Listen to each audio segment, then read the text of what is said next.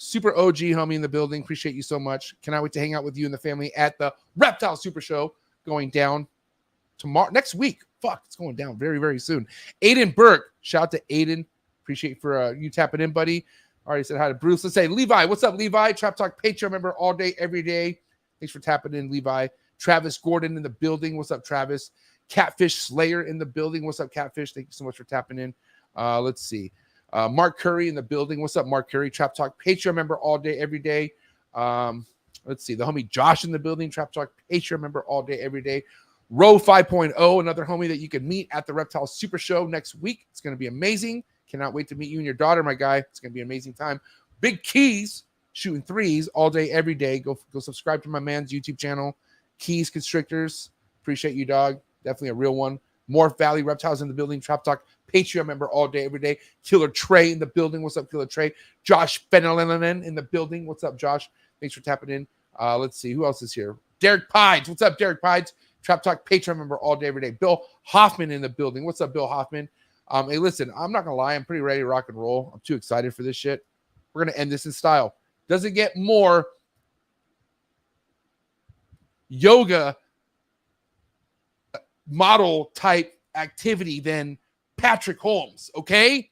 Hold on to your BX because Patrick will steal them. No, guys, it is game time. I hope you're ready. Do what you got to do to get the likes up. Do what you got to do because that's a free feature. Understand, hitting the like button, completely free, costs you no money. So at least get the likes up because we're getting down to business. Do what you got to do to stay hydrated. Do what you got to do to get your mind right. But it's game time. Episode 358. Dave D.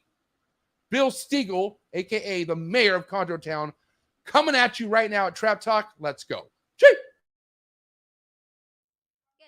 You ready for do more in the future? Trap Talk podcasts? Yes. Man.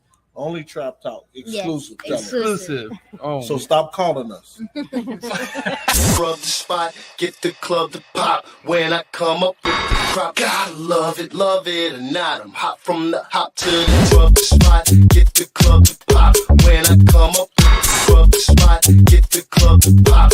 When I come up with the rub the spot, get the club to pop. When I come up with the rub the spot, get the club to pop. When I come up with everybody, we do it. Everybody, we do it.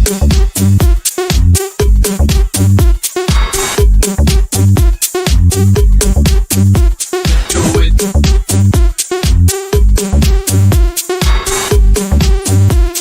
it.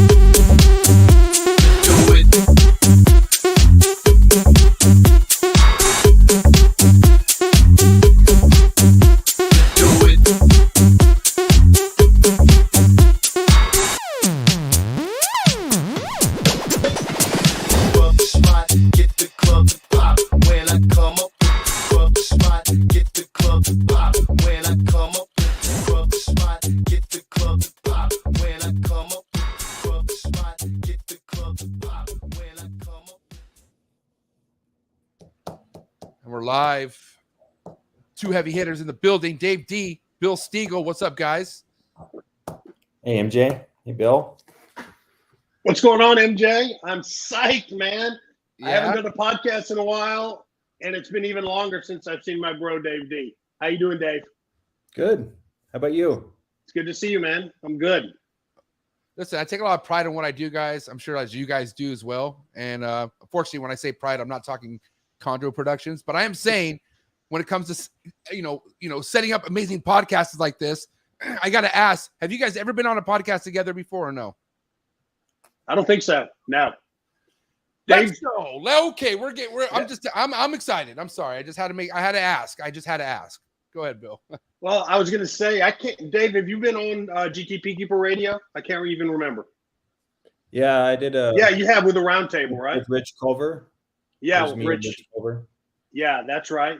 It's been a while, but so we technically have been on a podcast, but we're too poor to have video, so we're just audio. Well, okay, you guys are the main stars of this podcast, so there you go. This is way different vibe from anything you guys ever been on, and especially because we're talking mainly tonight about neonates and the establishment of neonates. Obviously, there's many roads to success with chondros, right? I mean, first and foremost, getting him out of the egg, that's a big check, right? But it's not over after that, right? Like we all say, you know, once that snake emerges and perches on that perch, then the real work starts. Correct me if I'm wrong. Go, Dave. Well, it seems like Bill gets a lot more 100% hatches than me. So I think getting them to hatch and having them be healthy is part of the challenge, certainly. And then feeding is tough. Some people say that that's the hardest part for them. I'm not sure if that's the hardest part for me. I think it just varies depending on what each person's doing and how things are working for them. Yeah. And before I have you talk on that, Bill, you know, I figured that there's going to be different styles of clutches that you'll have. Like, for instance, you'll have a clutch of babies that don't seem like they want to do anything with eating. And then you have a clutch that are monsters and they all want to eat, right? So I've had my fair share of like having clutches that all want to eat. And then last year I went through the whole fucking shit of me being excited that they're all eating on the first go. And then they prolapse after 5-6 meals. And that's when I was throwing my hands up. Like, are you kidding me? And then, Bill, that's kind of what we're going to lead to as far as what we can do about that. But am I right, Bill? There's different levels of frustrations when it comes to feeding a neonate. Yeah. MJ, we talked a little bit about before we started live. I really want to talk a lot about feeding neonates, in particular, focus on preventing prolapse. But before we get to that, I think Dave is right. There's so many kinks, you know, or links in the chain that can be broken here. And if you're lucky enough to hatch out a baby chondro, I think Dave's comment's right on point. I think at that point, a lot of it depends on your experience level. You know, I'm comfortable enough now that if I can get a baby chondro out of the egg and onto the perch, that it's got a really, really good chance of making it through feeding trials and surviving. But for some people, if it's, you know, their first clutch, like when I had my first and second clutch, like Dave said, that's where the work starts. So I think it depends on your level of keeping.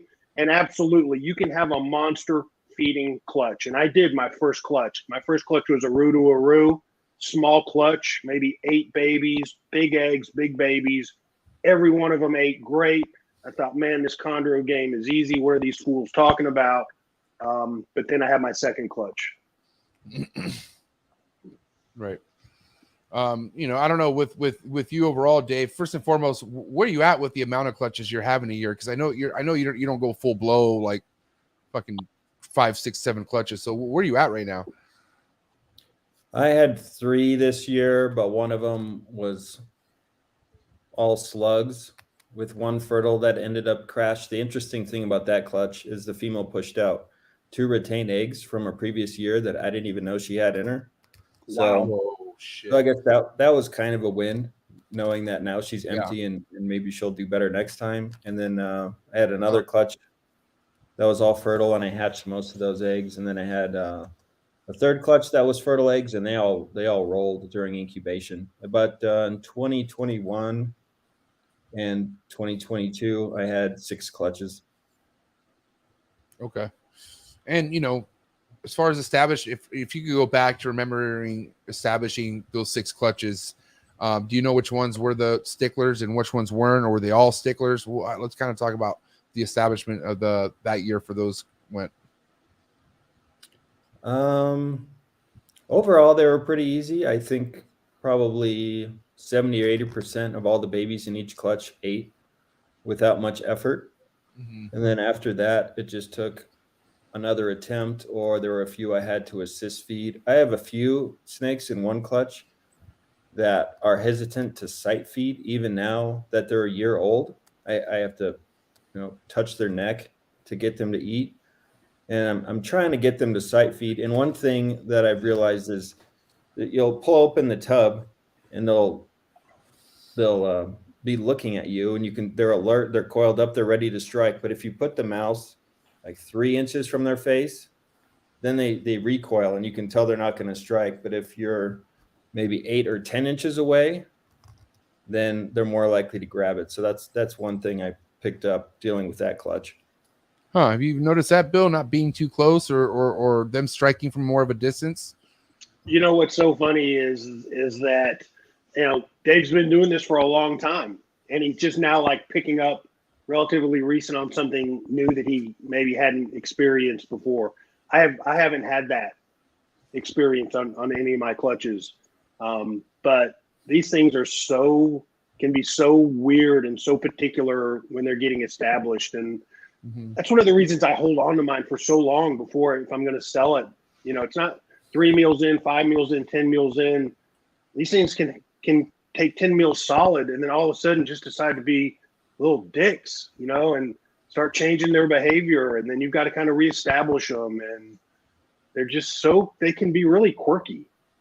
Yeah, I mean, they could throw any curveball at you at any time too, like which makes them so lovable, right? But back to Dave real quick with the those 6 clutches. No prolapses that stand out in your mind during those 6 clutches at all that you went through.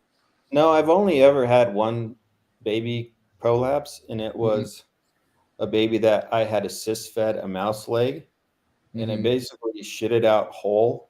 It was like partially digested, so it shit out a bone. Oh wow! And then that was the end of that snake, but that was the only prolapse I've ever had.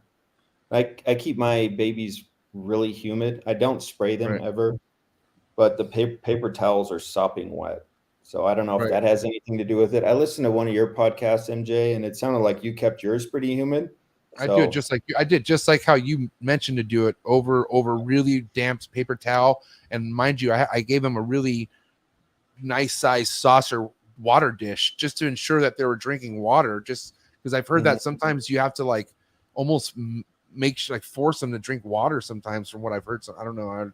So that's why I don't know if that's why I had problems, because maybe they weren't drinking, but that's why I sprayed them, just because I felt like, I had to. But anyways, continue, Dave. Sorry.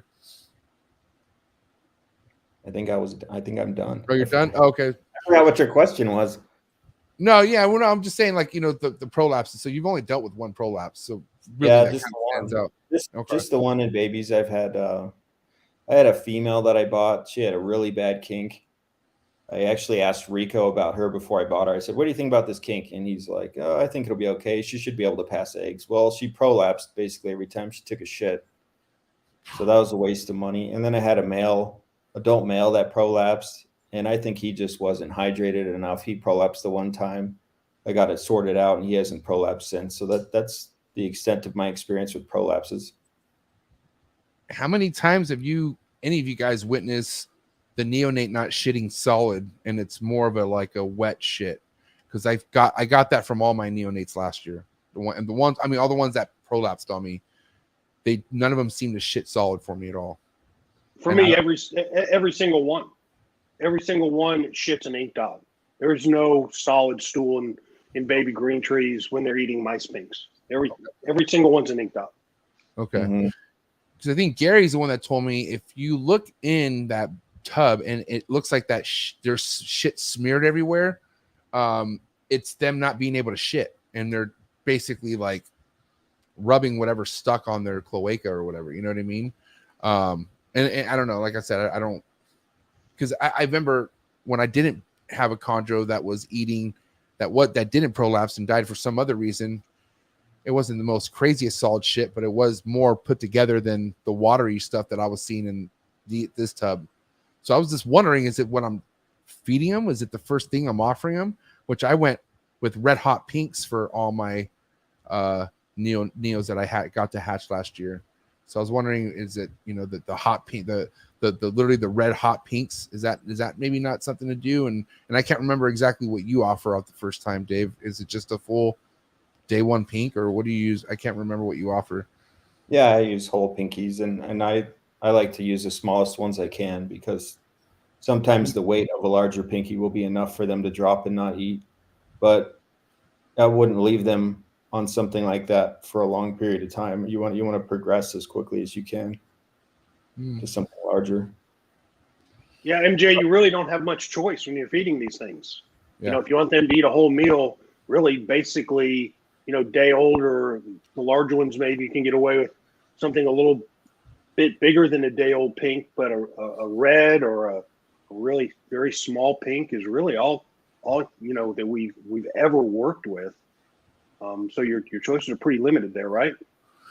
Yeah, and that's why, and then what's crazy is I always hear someone having a different, and this is just how life goes, but everyone has their own method of doing things. Some people don't like to offer the first meal with chick down. If they can avoid chick down, they will. And I can't remember who it was that said that, but are you doing chick down right off the first go, Dave, or do you not do chick down unless you need it? I would say typically I use it on the first attempt. Sometimes just for fun, I might try and see if they won't, because I guess that's a cool thing to say to people. I got a clutch of whatever number of snakes and they all ate unscented on the first attempt. That's best case scenario. But I normally try chick downs just because it makes it easier. It's less frustrating that way. Yeah. So I'm not gonna lie, Bill, it's exciting, but yet kind of frustrating for me, because here we are thinking, maybe it's the pink, maybe it's the mice pinks that's making these animals prolapse. That's Dave's go-to on all his neonates, and he's only had one that really stands out. So let's kind of talk about why that might be, you think, Bill. What's funny, my experience with chondros is kind of the opposite of Dave's. I've never had an adult prolapse. I've never had to deal with that, but I think it's pretty commonly thought that when adult chondros prolapse, it's hydration until proven otherwise. When baby green trees prolapse, there's actually several theories about why that is. And we've already talked about one is the hydration issue. And going back, I've had a lot of baby chondros prolapse. And last year was my worst year ever. I had, out of 34 babies, I had 4 prolapses. One of those was 2 prolapses in the same animal. But 4 prolapses out of 34 babies, or 34 animals, is way too high. You're looking at close to a 10% prolapse rate. And when that happened to me, I said, man, this is unacceptable. And I was going to try to do something this year in an attempt to change that. So I first started thinking about, okay, what are the causes of prolapses in baby green trees? And we hit on the hydration. And you guys both talked about keeping it, really quite humid in the box. And I take it a step even farther. I keep my babies on 100% water substrate. So there is no hydration and no humidity issues involved unless they're just too stupid to drink from a substrate water. That water gets changed almost every day. For the first, I keep them on water substrate for 4 to 6 weeks. When they start eating more consistently, then I'll go with the damp paper towels. But I think I can pretty much, in a clear conscience, say I've ruled out hydration as an issue of why I was experiencing prolapses last year.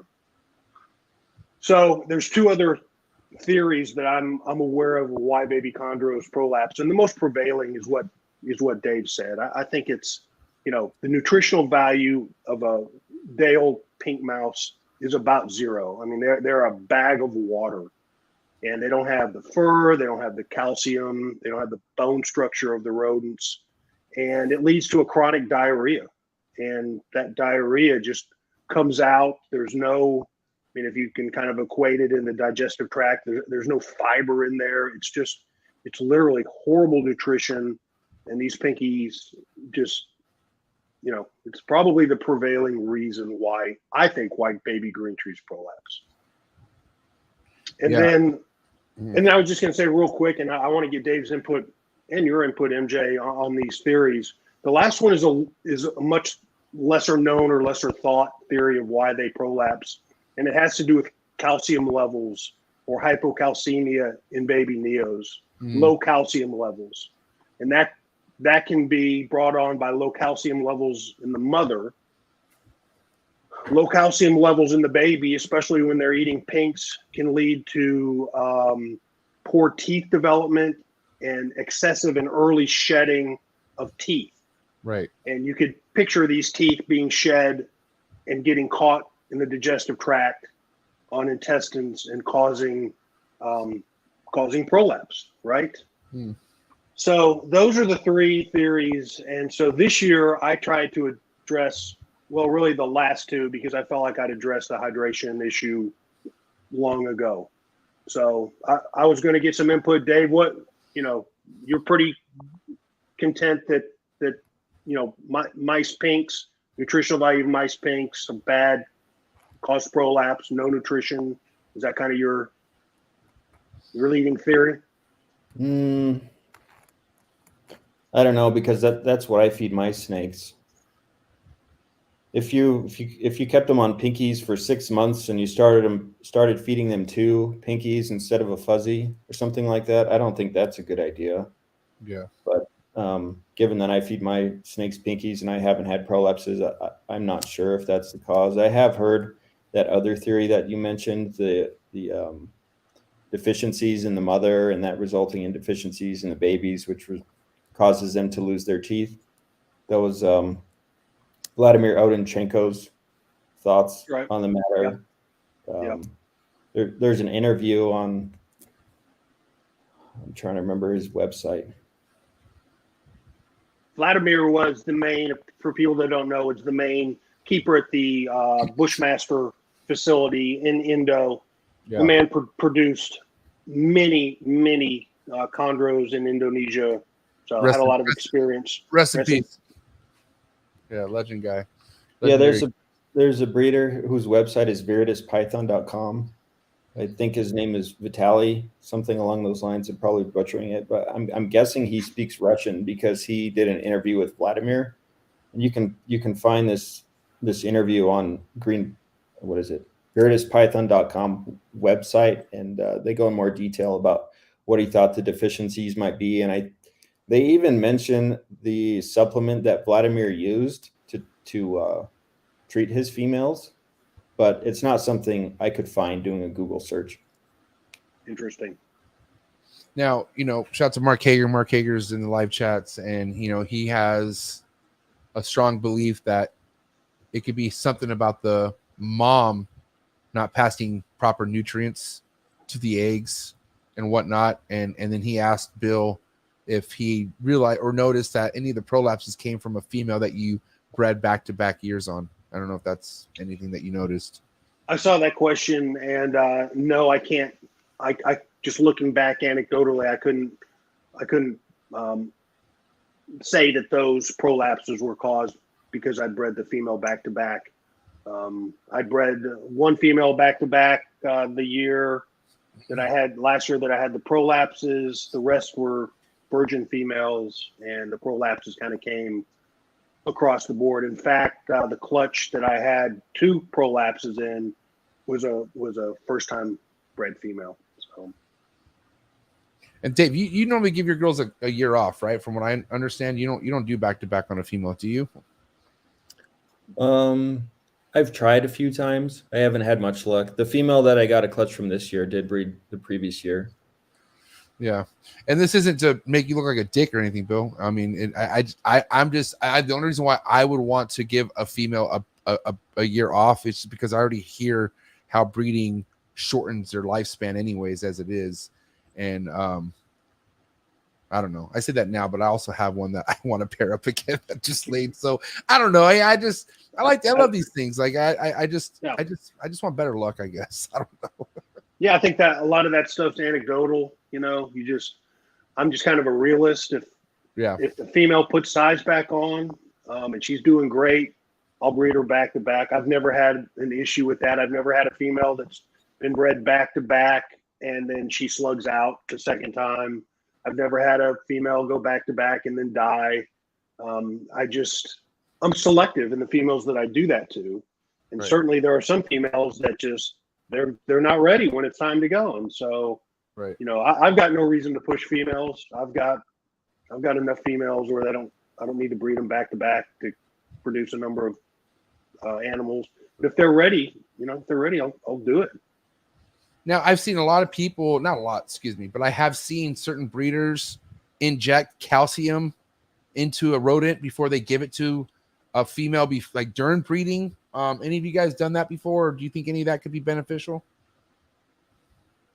I've dusted rats with Calcium Plus from Repashy.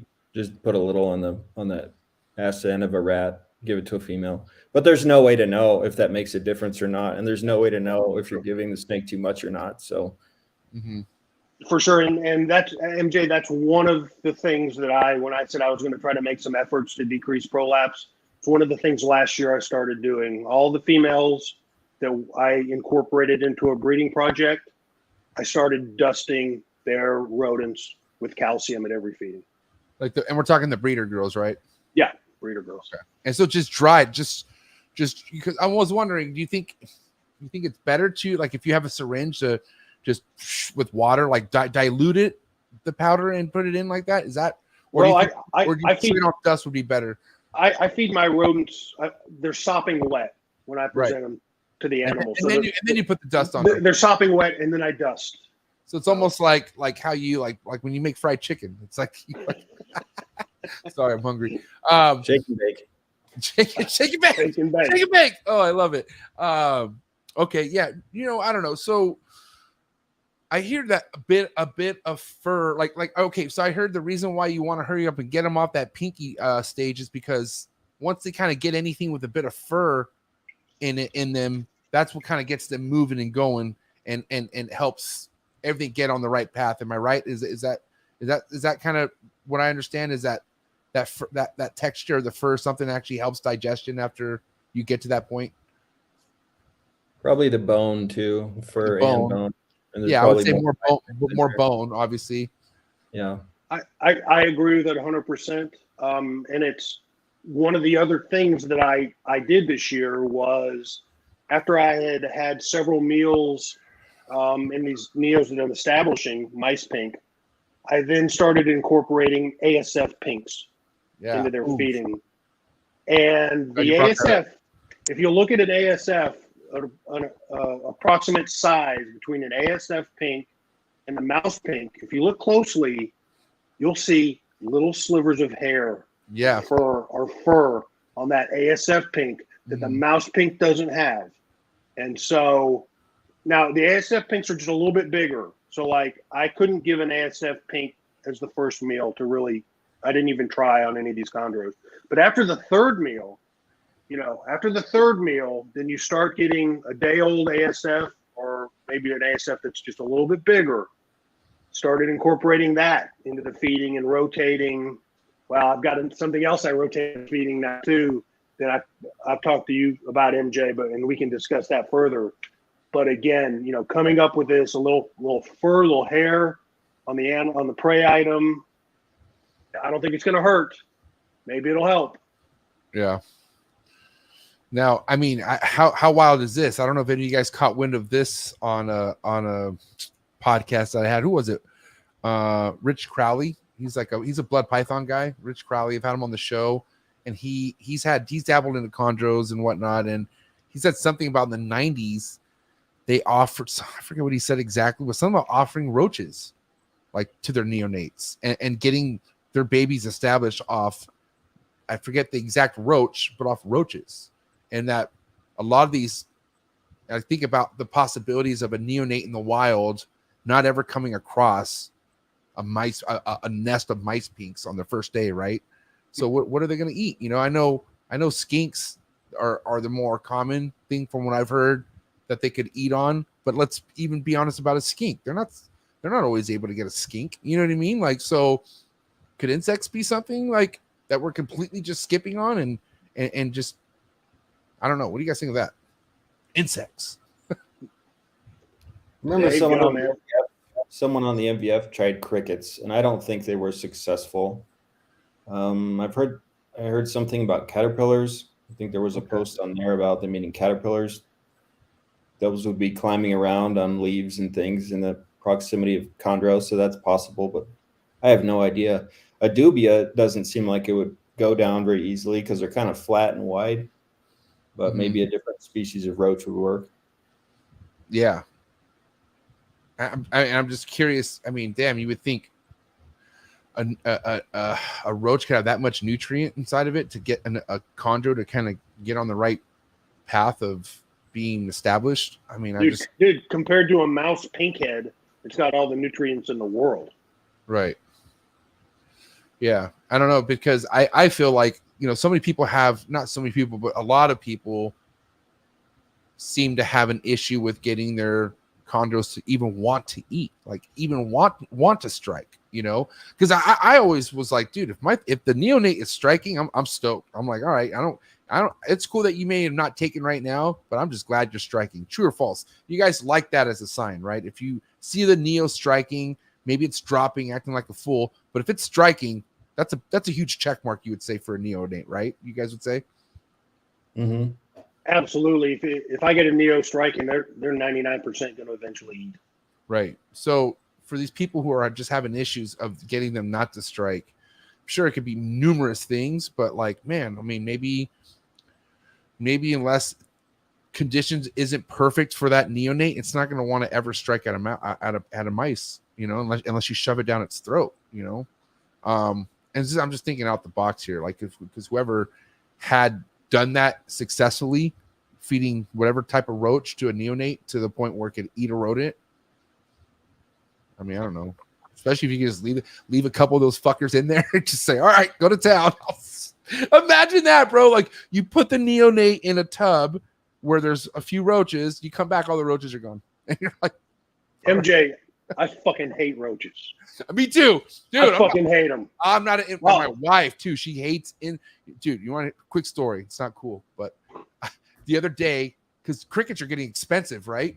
And I was like, let me ask the pet shop guy I know him pretty well. I was like, hey, how much do I need to buy so I can just kind of get a little bit of a discount, man? Because I'm paying a lot here. And he's like, dude, just get like 500. I'm like, all right, give me the 500. So you want to know what I fucking do? By accident, I'm coming home with these bags of crickets.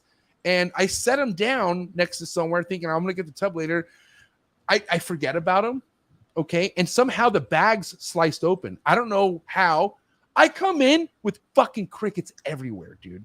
I spent 3 hours one morning gathering, I don't know how many crickets, and God bless the rest that never, I don't know. Fuck. You know what I mean? So yeah, I'm not an insect guy. I hate insects. Not hate, but I'd just rather not have them around. I like the grasshoppers, I will say, but god damn it, man, the roaches. And have you been around a dubia colony collection? Any of you guys?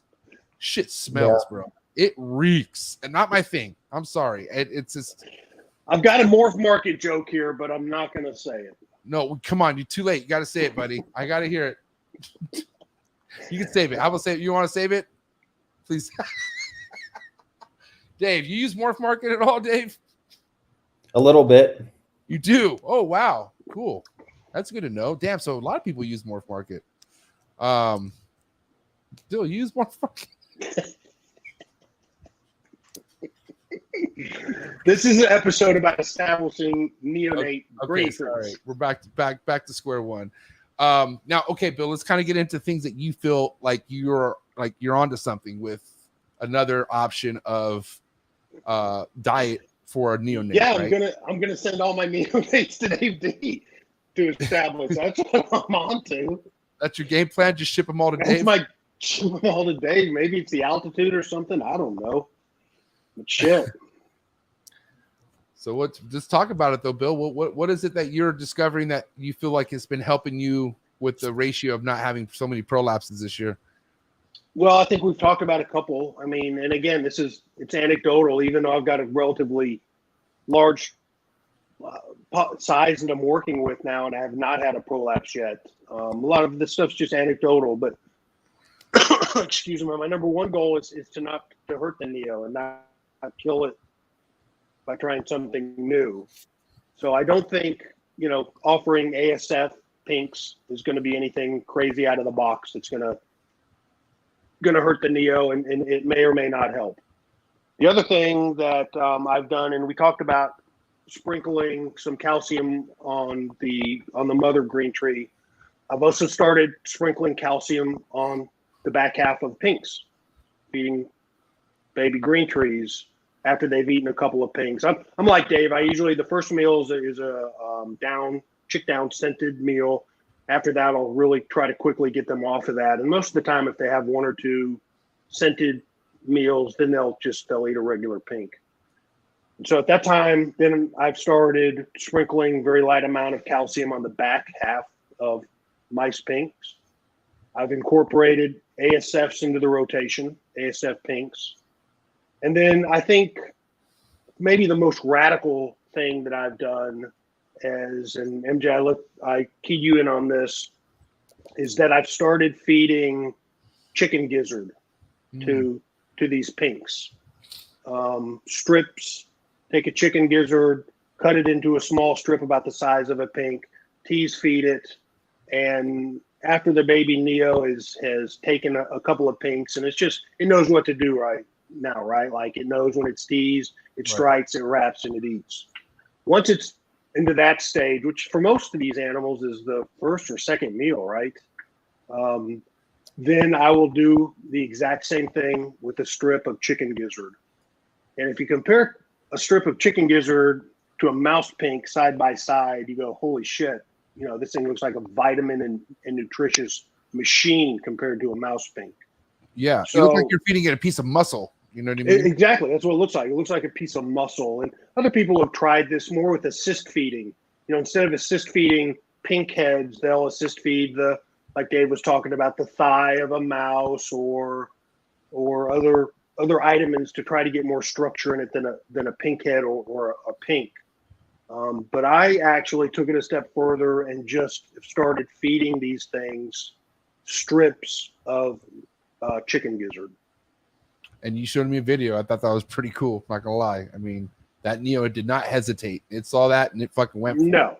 And you gotta think about how easy it went down too. It was like literally eating like a fucking a nice piece of chicken strip, like and with no issue. Dude, it struck it, it wrapped it, and then it just ate it like it would a pink. What do you think of that, Dave? I think it's a good idea. I think with a lot of these problems we have, we're just stabbing in the dark, and it gets confusing because you think you have something pinpointed, whether it's incubation or cycling, and you think you find the reason, and then you talk to someone else, and they were doing what you were doing. So then you're like, well, shit, is that the cause? Yeah, I mean, I remember when I finally got because when I had to assist feed my first couple of clutches, very frustrating, like very, very frustrating. And Bill, you've helped me before. You've came over, done this. I've seen you in action, and that could just be really frustrating. And so I remember when I was able to get a mouse tail, I got tail down. Used a mouse tail. Then I heard like, well, yeah, that's good, but it's not like that doesn't really do shit for him or something like that. To where that's almost to where like you don't want them on a lot of mouse tails, from what I've heard. Like you maybe want to get one and hope that triggers like some sort of hunger. That's exactly what you're doing. You're trying to teach it to swallow. Right. I think these things have an issue. Dave alluded to it about and you did too, about striking and then dropping. Right. I think a lot of them just have an issue learning how to swallow. And so the whole theory about assist feeding a tail is that you stick it in its mouth. First of all, it's really easy. I find it a lot easier than trying to assist feed a head. Try to assist feed a head. Half the time it gets mashed up and you're trying to stick it in there and it's just gross. And I hate that smell, man. It's just the insides, that after wet smell of an inside fucking pinky is the most I hate that smell. And it's just mushy and just so the whole idea of doing the mouse tail is not a nutritional value, but it's getting used to having something in its mouth and swallowing it. Right. So I think a lot of these guys, even before me, that thought, even though Dave had a bad experience with it, assist feeding something more nutritional than a mouse tail or a pink head is good. I agree 100%. But I just found that when these things were taking these chicken gizzard strips so easy, that if I'm going to assist feed one, and I had 2 this year that I've been assist feeding, I stopped with the mouse tails and then I started assist feeding these strips of chicken gizzard. And it's just as easy as a mouse tail, but it's certainly a whole lot more nutritious. So wait, you've had a Neo have had its first meal off a chicken gizzard? Like that's the first thing? Oh, yeah. Oh, cool. Oh yeah, I've been, like I assist feeding. I've got one. Well, I had 2. It just took its first pink this week, but I've had 2 that I've been assist feeding, and both of them chicken gizzard strips. and one of them finally took a mouse pink this week, and the other one is just I've been assist feeding instead of pink heads or the tails, chicken gizzard strips. Yeah. What also I want to kind of talk about tonight that relates to everything is, some people have obviously their styles of when they want to offer a neonate, pre first shed or post, right? There's a lot of beliefs on like getting that chondro meal as soon as possible out of the egg, or waiting for a shed and then doing it well after, or doing around that time. Could we kind of be maybe in the dark about that? Like as far as what's better to do? I forgot what species it was, but it was something where like they eat right out of the egg. Oh, it was a venomous. We were talking about venomous, really small venomous. Forget the type of venomous you're talking about, but it's like they want to get a meal. They get a meal within like 2 days after the egg, or after it's out of the egg, or something like that. So I don't know where you really stand. And we'll go with you, Dave, first, where, what you like to do as far as pre first shed versus post first shed, offering meals. I normally wait until after they shed. I have tried pre first shed and had some success, but the first few days after they hatch, they're not really firmed up. They look soft. They're extra delicate right after they hatch. Right. Yeah. And then so you got like 3 days of that, and then you probably have a window of 2 or 3 days, and then they start going opaque before their first shed. So I don't fuck with them before their first shed. I think the reason I did that 1 year is just because I had more babies than I normally did. And if you can get a few knocked out early, then it's fewer that you have to worry about later. But other than that, I would just wait. I imagine in the wild, they're not eating before their first shed. They're hunkering down. Yeah. What do you think, Bill? Yeah, I agree. Like Dave, I've experimented both ways. I've had good success getting babies to eat before their first shed. But it may be anecdotal, but it seems to me I had several babies that just would eat pre-shed and just dominate the meal and immediately just strike and wrap it. And then after they shed, they turned out to be some of the hardest babies to get eating. So I don't know if that's just anecdotal, but it wasn't enough of a pattern that I said, I'm not going to do that anymore. And I wait till they shed. So one thing I went through this year, obviously different species I'm about to be talking about, but my super dwarfs, right? I hatched out these super dwarfs that I collabed with Eric Lee with. And I was like, damn, these things, like, first and foremost, because of this walk-in incubator thing, right, Bill? I've been talking about my walk-in incubator and how that hasn't been really the most steady. Well, obviously these pythons, I would say that ball pythons and SDs are more durable with shit like this, obviously, but they took a long time to come out the egg, like an extra long time. Mind you, they came out very fucking like hardy. Like all of them looked really, really hardy. And so, I was like, and I talked to Eric. I was like, how soon do you like to offer? Because mind you, I waited for the first shed. They all shed.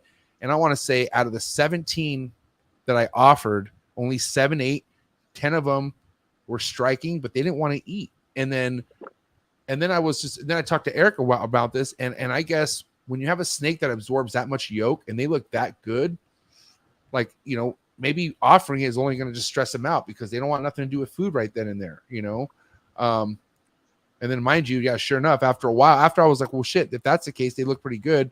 They eventually all took. Now, mind you, too, I did have out of the 10, there were 2 that just weren't eating.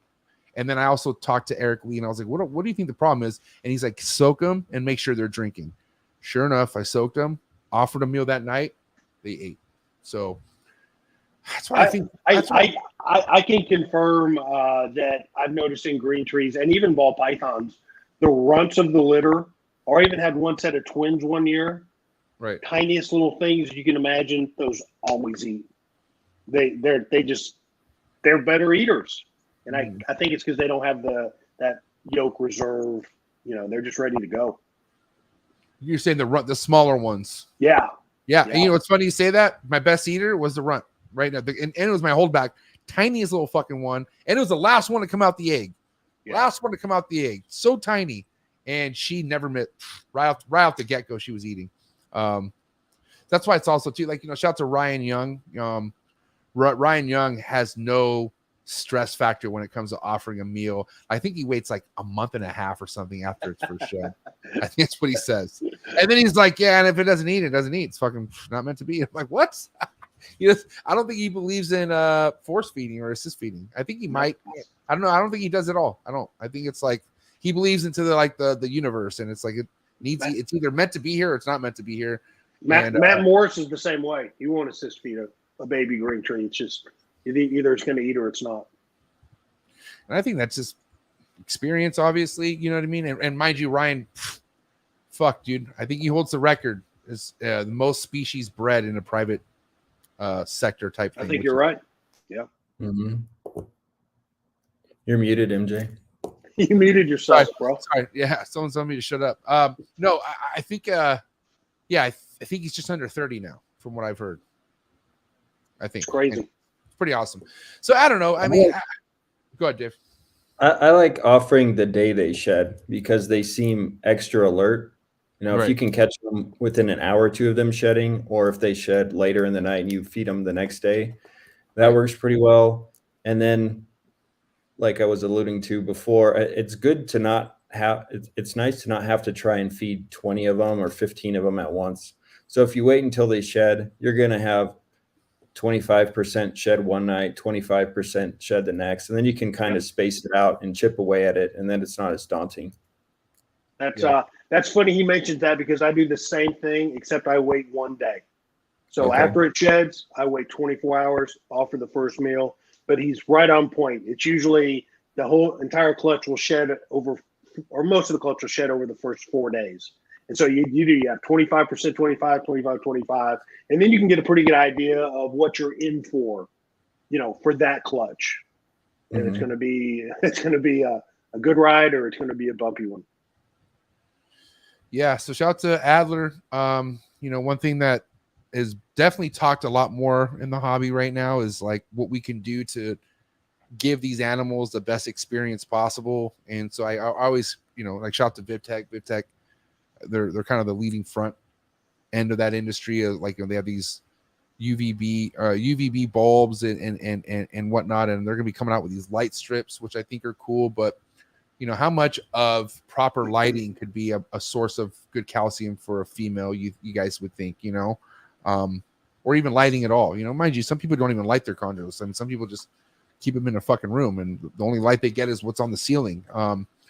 And that's fine. So I'm sure people might not have problems doing that, but I mean, you think that could maybe be something someone should maybe research at some point, like offering UVB to these neonates and also to the moms, obviously, before they even lay clutches and all that stuff? My females don't have any lighting. They have window light though. It's not like they're in a dark dungeon. I feel like having light on them is stressful. They are in the tree. They are in the trees, right? So you would think like they're good. I mean, I don't know. I look at it where they don't want to be exposed. You think they, but they also want to get warm too, right? I'm sure there's times where they need some sort of sense of lighting if they are trying to bask and get these. So that's why I'm like, but then again, how do we even know if there's even chondros that even see any kind of light? Like maybe they fucking are like, you know what? I'm going to stay right here where I'm at for my whole life if I really want to. I don't know, but do they really stay in one spot? So I'm just trying to figure that out. What do you think, Bill? I'm like Dave. I have ambient light on my green trees during the day, unless I'm in the room working, which I am, right? Several hours of the day, and then I'll kick the lights on. But that's for me, because I want to see them. Right. If I'm not in the room, then it's just ambient light and room light. My room lights are on a timer, but I have windows in my room as well. And as far as the UV light, I just have no experience or no research knowledge or really anything about that. What's that word you've been saying all night? What's that word you've been saying all night, Bill? Anecdotic? Is it what's that? Anecdotal. It's anecdotal. I wanted to say that so bad as you were talking. It's anecdotal. Yeah, but you butchered it. Sorry. I'm a fucking degenerate. What do you want? Anyways. But I think that it's certainly worth looking into. I have heard, I have not read any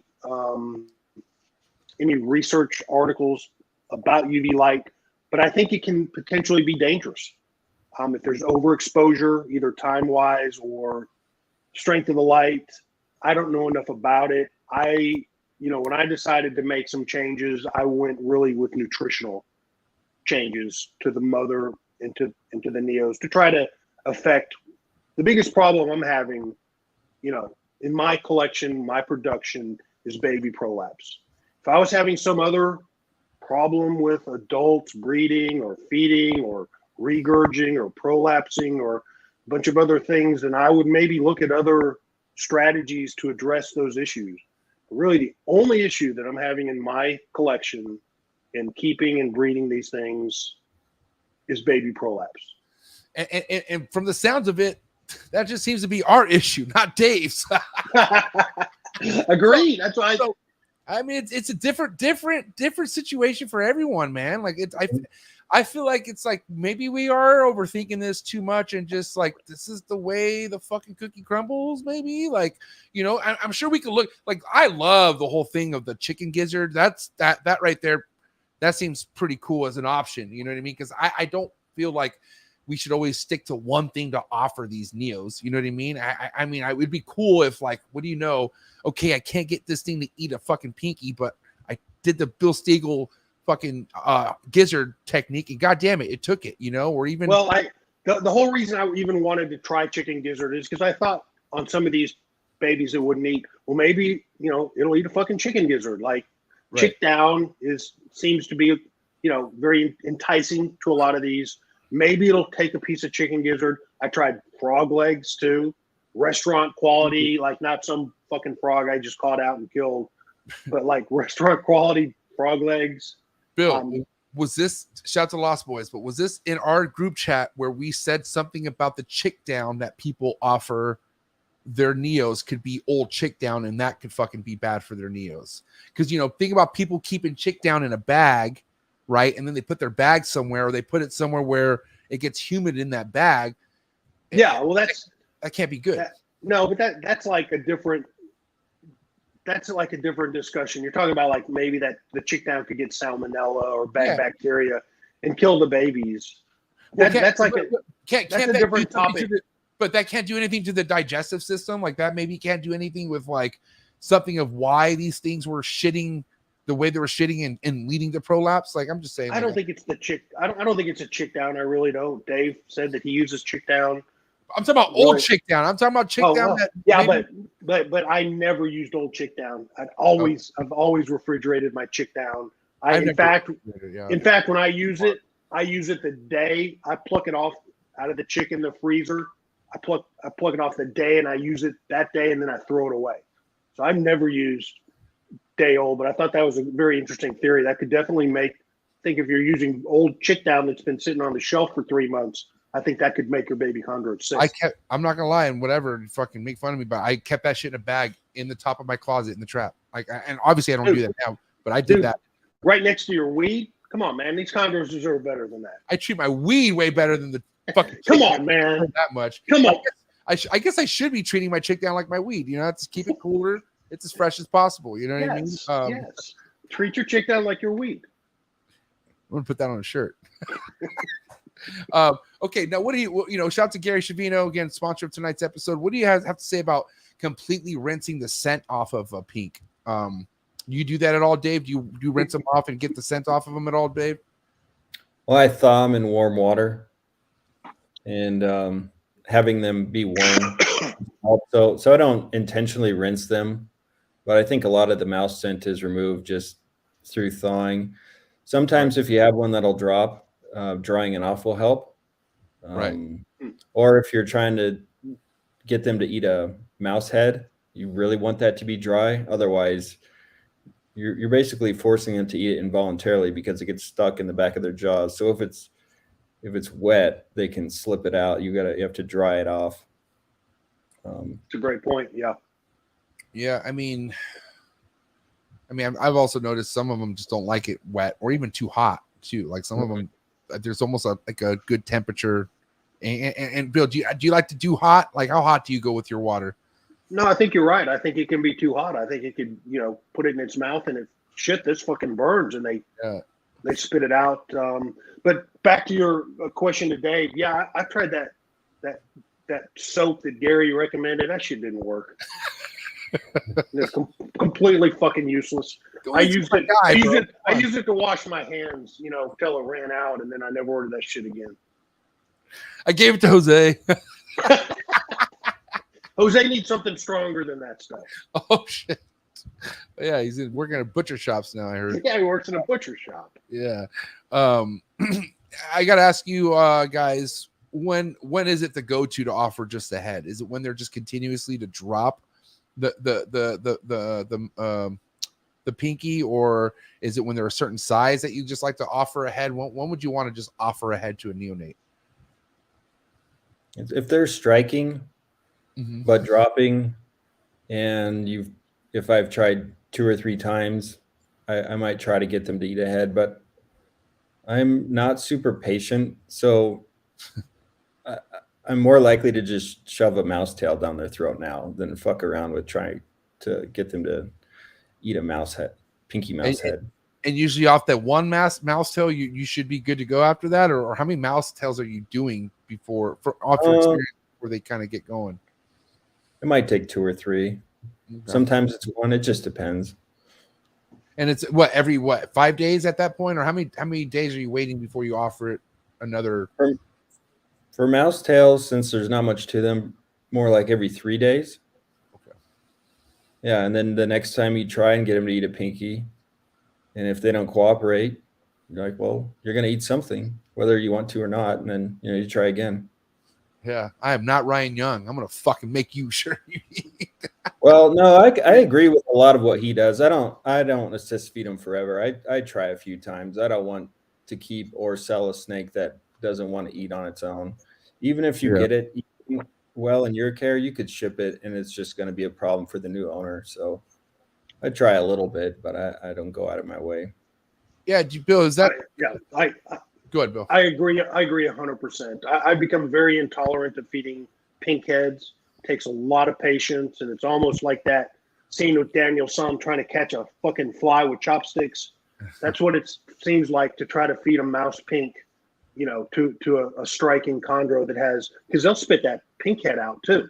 I mean, it's not, you got to be kind of lucky and, to get it right in there, and it gets stuck in and it's trying to spit it out, but it can't. And I'm very intolerant to that now. So I'll try that, for a few minutes, but if it doesn't work, I just grab them and shove that chicken gizzard down and try again in a week. And I'm like Dave, man, I give them a sporting chance, but then after that, it's just, they're done. And luckily, we're talking about really a small percentage of animals that, I just wash my hand of and they just die of starvation. It's very, very rare. Most of the time, like Dave said, after, assist feeding, whether it's a tail or a head or you do that 2-3 times over a 2-week period, most of those animals will turn around. And if they don't, then they don't. Hey, Bill, you want to do me a favor? Yeah. You have your AirPods on, don't you? Yeah. Kill those fucking things, god damn it. I fucking hate AirPods. They're so bad for this goddamn StreamYard. I mean, I don't know if you noticed, but you could hear like a little popping every time he talks. And that might be the cold that I have. Some tire kicker gave me a cold on the way back from Alaska. And so now I'm all congested. How'd you know he was a tire kicker? He could have been one of your customers who just had a cold. Okay, hold on. Just unmute yourself. Oh, you might have to come out and come back in, but just kill your Bluetooth. Make sure you come in and turn your Bluetooth off. And there's the mayor. All right, Dave, what's up, buddy? Hey, how long you known Bill now for? I met Bill at ICAST, so 2013. So almost 10 years. 10 years in, I think it was August. Yeah. So no more ICAST, obviously. Was that like a one-time thing or a couple? How many ICASTs were there? Just one or two, one. Right? It was one and done. They had Chondro Fests before that, but that was before I was involved. Dang. Now before we get Bill back on here, you have kind of new additions or new room or something like that? You have some new stuff going on in your reptile room. Correct me if I'm wrong. Well, we're building a house right now. We Okay. just finished the foundation. They're framing, so we're a little over a year out. But yeah, I'm going to have a portion of the house on the other side of the garage dedicated to snakes. That's exciting. Mhm. Do you have anything that you want to add into that room, or is it just going to be you're going to be just working with the same stuff? Well, I have Bolin's pythons, so they're going to be in their own room that I keep a little cooler. Then in my main room, I'm going to have 2 dishwashers just for washing snake stuff. Cool. Crucial. And then Ryan Young uses the cool PVC panels on his walls. So I'm probably gonna put that on there just because I like to keep my room humid. Right. And I don't want mold growing on the drywall. So things like that. Wow. I didn't even think of that. That has to be expensive though. PVC wall. Shit. No, it's pretty cheap and it's easy to install too. And it's insulated as well. Like you have the insulation with or no? Yeah, I think you'd insulate the walls normally and then just use the PVC in lieu of drywall. Hey, Bill. Can you hear me better? Am I back? You're back. There you go. Way better. Jesus Christ. Anyways, what were we talking about, Bill? Do you remember? No, I don't remember. Okay. Let me ask you guys as far as how many. Now, I will say this, Bill. One thing that you mentioned that I want to kind of go back to is how you say you hold on to your snakes for a while before you let them go. There are a lot of benefits to that, but do you feel like that's the huge benefit when it comes to you selling a snake that, you know, maybe some people mess up by letting them go too soon? And you feel like that's why you like to hold on to them? Is that one of the many reasons why you like to hold on to the snake, your Neos that you produced? Yeah, I'm not holding on to them, until they start their color change. I'm holding on to them because I don't want the buyer to have a problem with the animal and then send it back and have me reestablish it. Or, 10 meals in, I send it out and God forbid it prolapses. I haven't had that happen, but I'm concerned about it. So I like to hold them, minimum 20 meals. Just to kind of like Dave was talking about, I want them to be sight feeding. I don't want the animal to have to be tease fed.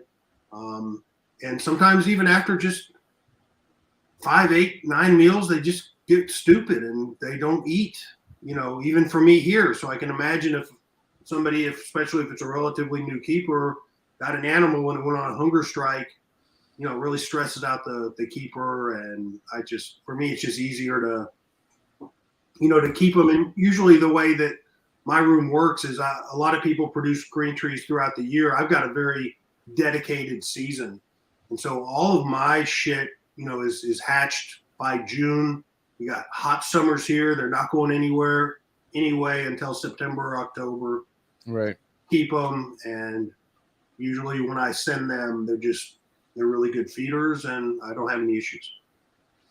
Now I know it's hard to predict the future, right? But I'm sure you guys have the eye at a certain point where if you see babies coming out of the egg and they're perched, you obviously have your favorites, right? But do you kind of already predict in your mind? Well, okay, if I let any of them go, that one will go. Maybe that one will go. I'm keeping you. And in that situations, have you ever had something that you didn't think you'd want to keep end up turning to be something crazy? And you're like, holy shit, didn't see that happening. And you end up keeping that snake? I keep them all until they change. And unlike Bill, I'm not nice. I do it for selfish reasons. I want to keep the best ones for myself.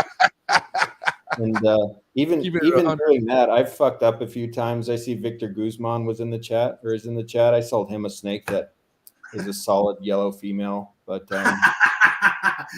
yeah, you can't tell with some clutches. Some it's obvious, like if you have a clutch of babies and they're all fairly bright red and normal looking, and you have one that's brown with orange dorsals, of course you're going to keep that one. But sometimes you have a clutch and they're all dark, and then you don't know which one to keep. So I've never sold an uncaged baby. I probably never will.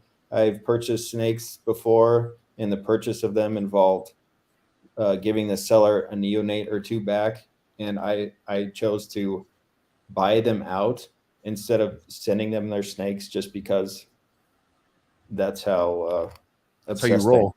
stuff, yeah. I mean, well, think about it. Obviously, money, and not that it is for you, Bill, but I'm just saying, like, I mean, it's not why you're doing what you're doing. Like, clearly, you just want that one. You want the best of the best of what you're doing, and sometimes that means holding on to something for a few years to fucking make sure. All right, I feel better letting this one go because here you are. This is what's so awesome, you know, about like the whole green tree game, right? Because it is a game. I'm just the opposite of Dave. He's right, man. I sell the shit out of unchanged Neos. Yeah, I have been burned big time doing it. right. But I say burned, but really in the long run, that just brings people back to me.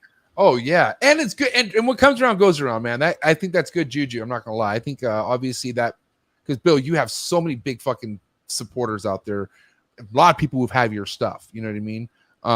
And I've talked to them personally, and you're just in the different, like you're in a different bracket in this game because of the production volume you do every year. And that's, you know, that's just how you do things. So it's obviously going to be a little different for you, because you're full send. You're going full send on shit, and that's. Yeah, but I think there's some people out there that like have this theory that these green tree breeders, they know all the good ones to hold back. Like, so, you know, these guys never release something that's going to turn out just awesome. Yeah, but that's why it's in your favor. And that's bullshit, because yeah, even the best of us that have been doing it a long time and have seen a lot of babies cannot predict with really significant difference that, you know, I talked to John Irby about this just the other day. He used to label all of his babies, like the one that he thought was the best, he'd label number 1, 2, all the way down the line, 10, 12, whatever. And he said he went back and looked several years after, and there was very little rhyme or reason to any of the babies that he held back or that he released. And I feel the same way. I think I have a slight advantage by holding a couple of very aberrant, extreme animals, Neos back, but I think it's a big crapshoot, and I love that, and I love to release babies, and I love to see those babies change into awesome animals, because all it does is it tells people out there in the community, hey man, Bill Stegall will release animals, and you know, I've got a chance of getting something really cool. Yeah.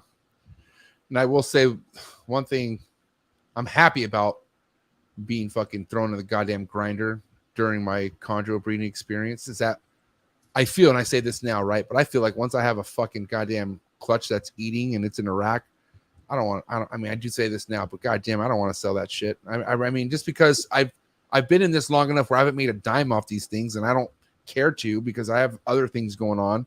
So I don't know. Dude, that's the position you should be. Yeah. You have the first few clutches that you produce. The vast majority should be held back for lots of reasons. For your educational value, you know, your educational learning about, because they can all be different. At building your collection, and lots of reasons for you to hold stuff back. Do you know off the top of your head, Dave, what you did with your first few clutches? Have you always been this way, where you just fucking you held on to it, and you know, and whenever you did sell something, it was a couple years down the road after it was born? Mm-hmm. Yeah, always. And there's benefits to the buyer too, because I've bought a lot of unchanged neonates, paid $7,000 for them, and then they turn fucking green in their males. So if you do buy a changed snake, you know what it's going to look like. And in the past, before they had shed sex determination tests, and obviously that's they're out of commission right now, but I was able to probe them and sell them as sex. So not only do you know what it's going to look like, if you're looking for a male, you can get a male or you can get a female. So hey, we're almost there, man. I just had Ben on the show from Rare Genetic Inc., and I guess when he was on the show, he said within 30 days he'll know for sure what the deal is with the chondros and the sex genetic sheds and all that good stuff. That's exciting stuff, though. What do you guys think about this whole future in genetic shedding and stuff like that? It has to be cool stuff, right? Mm-hmm. Yeah, it's really nice for chondros. Especially for the think about Mark's one, his albino thing. You know, he has a bunch of fucking pos albino shit going on in his stuff. With anything that Versace produced, like that could be really huge for him, you would say, right? I doubt they'll develop a green tree python albinism test. because my understanding is it's not the same. The genes aren't located in the same spot across all the different python species. Oh God. I could be wrong, but I don't know if they're going to make that. Damn. I mean, have you let me ask you this. When do you guys feel comfortable? Like, let's just talk about pre of this rare genetics shed testing, right? When do you guys feel good sexing a neo or sexing a chondro? Like when is, like, especially if you need to figure it out, you know, some of these put me in the loop. I'm not gonna lie. And I don't like, obviously I don't pop them. And if I do need to probe them, I need more than one person. My wife ain't part of that, unfortunately. So I'm curious when you guys like to go for sexing a chondro. Like, at what age is it appropriate to do that? I wait until they're about a year, but I don't like doing it anymore because I've gotten a few wrong. This year, I sent 50 some sheds in for the sex determination test, and then we got a refund. So then I was like, well, I guess I'm going to probe these fucking things. So I pulled out the probe, and they're all probing female. And I'm like, shit. well, I can't do anything with this. I either suck at probing or I have a lot of females, but I don't feel comfortable selling these as all females. So I don't know if you have that experience, Bill, but I find them hard to sex. I'm not very good at probing. I'm like you, Dave. I like a year minimum. I like 18 months. But I do feel really comfortable sexing them. I've probed thousands of ball pythons, and I think that has helped my experience in probing green trees. And I think MJ, maybe it was you, MJ, got to have a second pair of hands. Yeah. Second pair of experienced hands. Whenever I sex something out, Alex is always involved, whether we're sexing one of his animals or one of mine. So does he wear the studded gloves or no? I'm just curious. No, look, those are way too big. So he wears ladies' garden gloves instead. And he has a yellow pair that he likes. Okay. But yes, I mean, I feel comfortable probing them. But having said that, I tell people, you have a female and a male green tree. When you put them together, they lock and the female lays eggs. That's when you know that you have a male and a female. The probing, even in the best hands, can be wrong. It's not as easy as probing ball pythons for sure. I don't think it's dangerous if you do it at the right size and age and you do it gently and you have an extra pair of hands. I don't ever worry about hurting the animal. But they can be tricky. That you can get fooled by them. So, yeah, I love the shed. I was like Dave, man. I went. I think 3 years with RGI in the shed, and they had 100% accuracy on the animals that I kept and could verify years. 2 years down, 3 years down the road, of either by probing or shed and out, just looking at the sheds, looking at the sperm plugs, they were 100%. I never had one. I sent, like Dave, God, over 3 years, I sent probably 60 specimens, and I'm not aware of a single mistake. Yeah. So wait, so refresh my memory of what's happening right now. So if it was working at one point, why isn't it working right now? I'm confused. Dude, I'm totally shady on that. It's a different test. The old test required the shed of both parents and then either a known male offspring from the sire, and it's cost prohibitive compared to the test they offer for ball pythons that only require one shed. So they're trying to create the same thing with chondros. But Dave, if it was cost prohibitive, they could charge $200 and I'd pay it. You can't tell me that it's cost prohibitive is the reason that they're not doing it. I mean, maybe it is. Maybe when they have 5,000 ball python sheds they can analyze instead, maybe that is cost prohibitive. But that's not the word that I've gotten. The word that I've gotten is they can't do it, which is totally different than it being cost prohibitive. No, I heard him a week ago say he said he would have to charge $200 or $300. He probably doesn't know that people would pay that. Expensive. Yeah, and he doesn't know that people want to pay that. Yeah, dude, I'd pay it.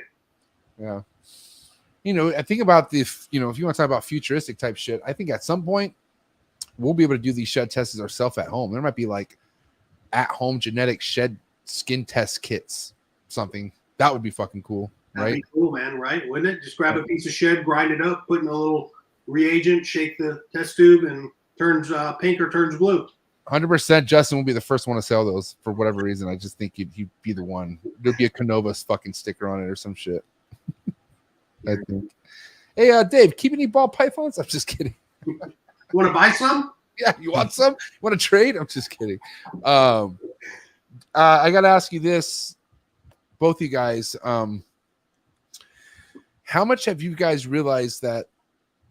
I mean, well, first and foremost, Bill, let me ask you, how much adjusting are you doing every year within your own room? Like, do you feel like the way temps are, the way you might cycle any kind of thing has worked for you and you stick to it? Or are you kind of looking for holes that you might fill every year at all? I'm just curious how many times you're actually analyzing what your room is like and whatnot.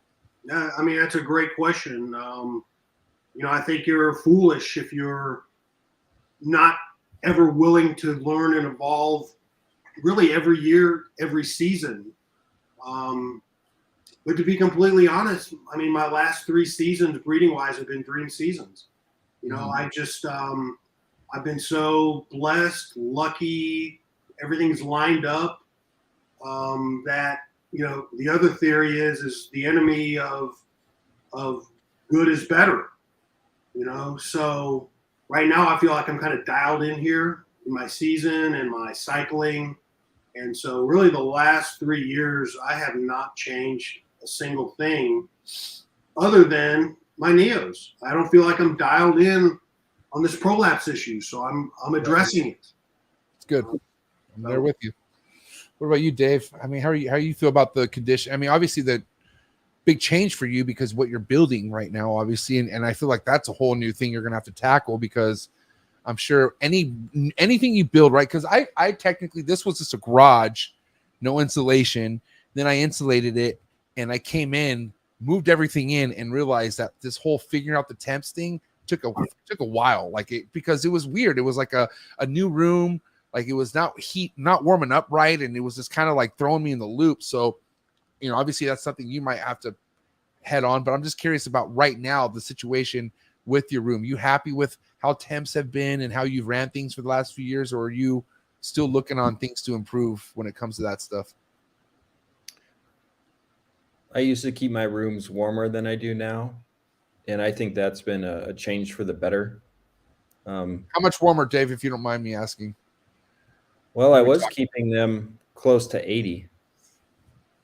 And so they were mostly ambient, but that makes it hard to cycle and it makes it hard to have a gradient. So now mid to low 70s is where I'm at. I think you can over insulate. You went down. So you went down, not higher. I'm sorry. So you I went down. I went down. Mm-hmm. Got you. Okay. Wow. And they all have a hot spot, or they don't have a hot spot? Yeah, they have a hot spot. Okay. And now with the room being colder, they technically have more of a hot spot because the heat panel runs a little bit harder. So right. How warm is your room? I got to tell you, I used to run my room a lot warmer than I do now because I didn't have a mini split in my old house. I had no AC at the old house, so everything was relied on ambient. And actually, I did have an AC unit. I take it back. I had one of those portable AC units, but you only used it when it got a certain temp. And I got to say that during this time last year, and the many years before that my room would get up to like 84, 85 ambient.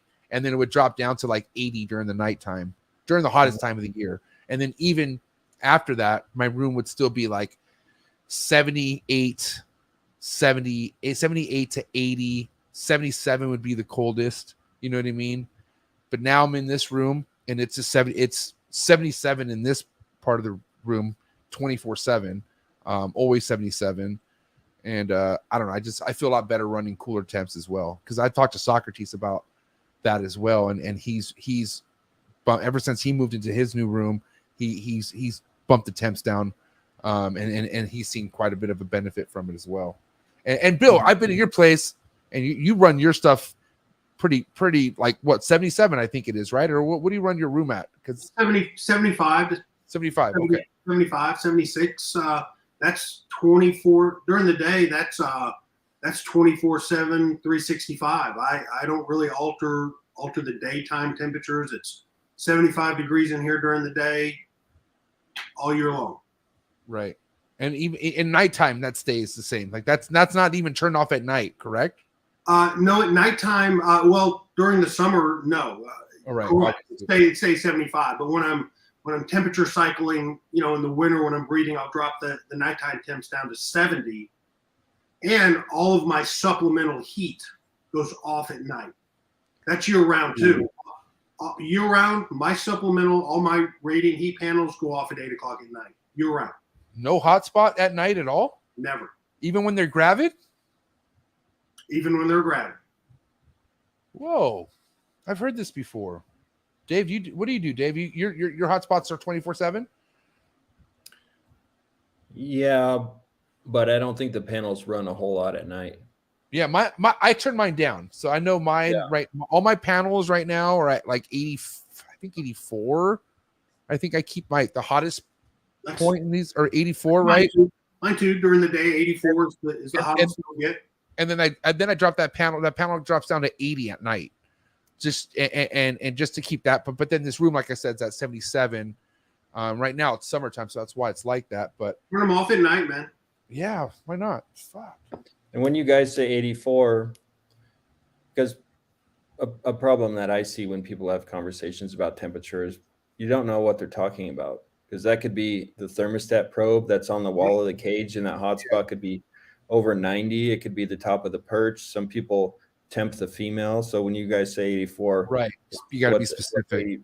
What's 84? My herpstat reads 84. This is a great point. This is a great point. Yeah. Yeah. For me, whenever I say a temp, it's from a temp gun. Ooh, shit. I don't talk about a thermostat temp. I'm talking about a fucking thermostat that's sitting on my shelf. I'm talking about a temp gun temp. See, this is important, okay? Because my shit, I look at the number, okay? So that number, I mean, the body temperature in that snake cannot be that number. It could be a lot lower than is what you're saying. No, it's like it's going to be a lot higher potentially. I don't even care about the body temp. I don't measure the body temp. I'm temp gunning the perch. I'm temp gunning where they're sitting. Okay. That's what about after the females ovulate? Do you increase that?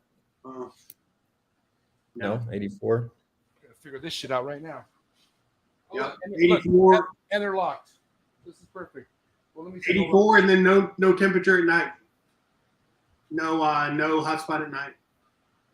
Okay, so that wall right there in that corner reads 84.6 or 84. There you go. All right. So 84. You guys can't see that. Okay, and then the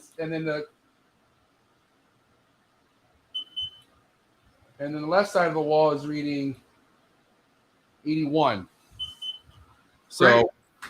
Yeah. Well, are your panels running right now? No, their panels aren't running right now. Okay. Yeah, I would temp the snake or temp the top of the perch under the panel when they're running. And then you would know what your hotspot is, and not that you need to change it. Well, snake's 83.3 when I tempt a snake.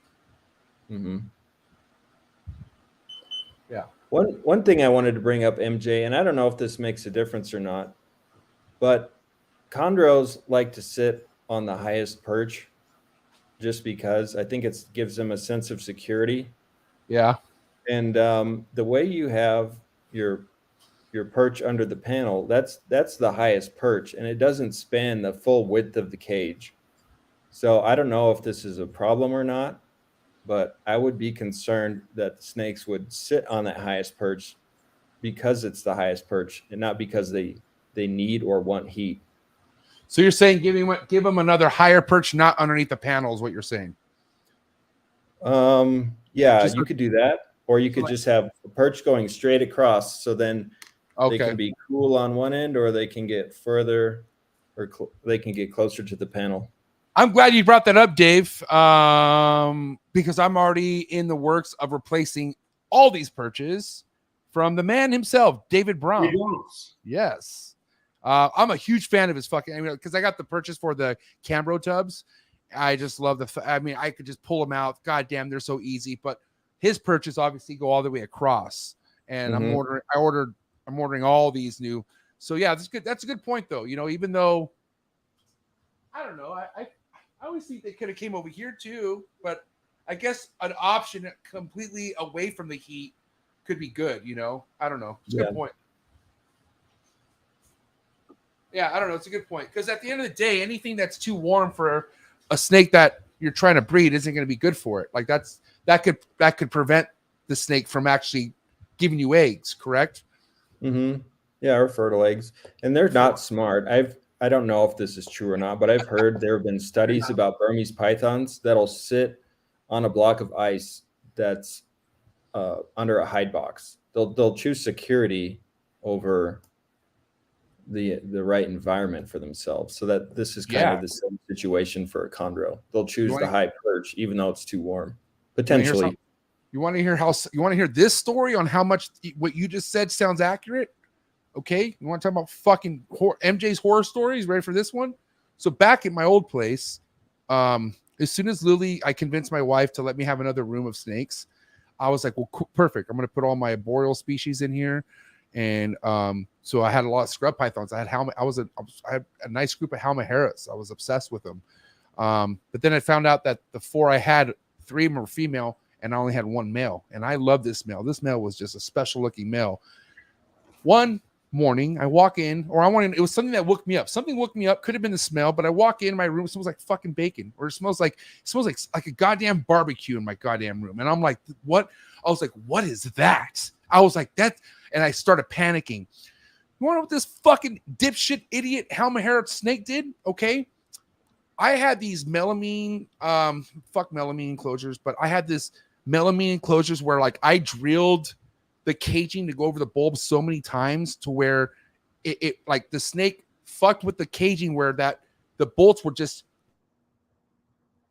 You're muted. Sorry.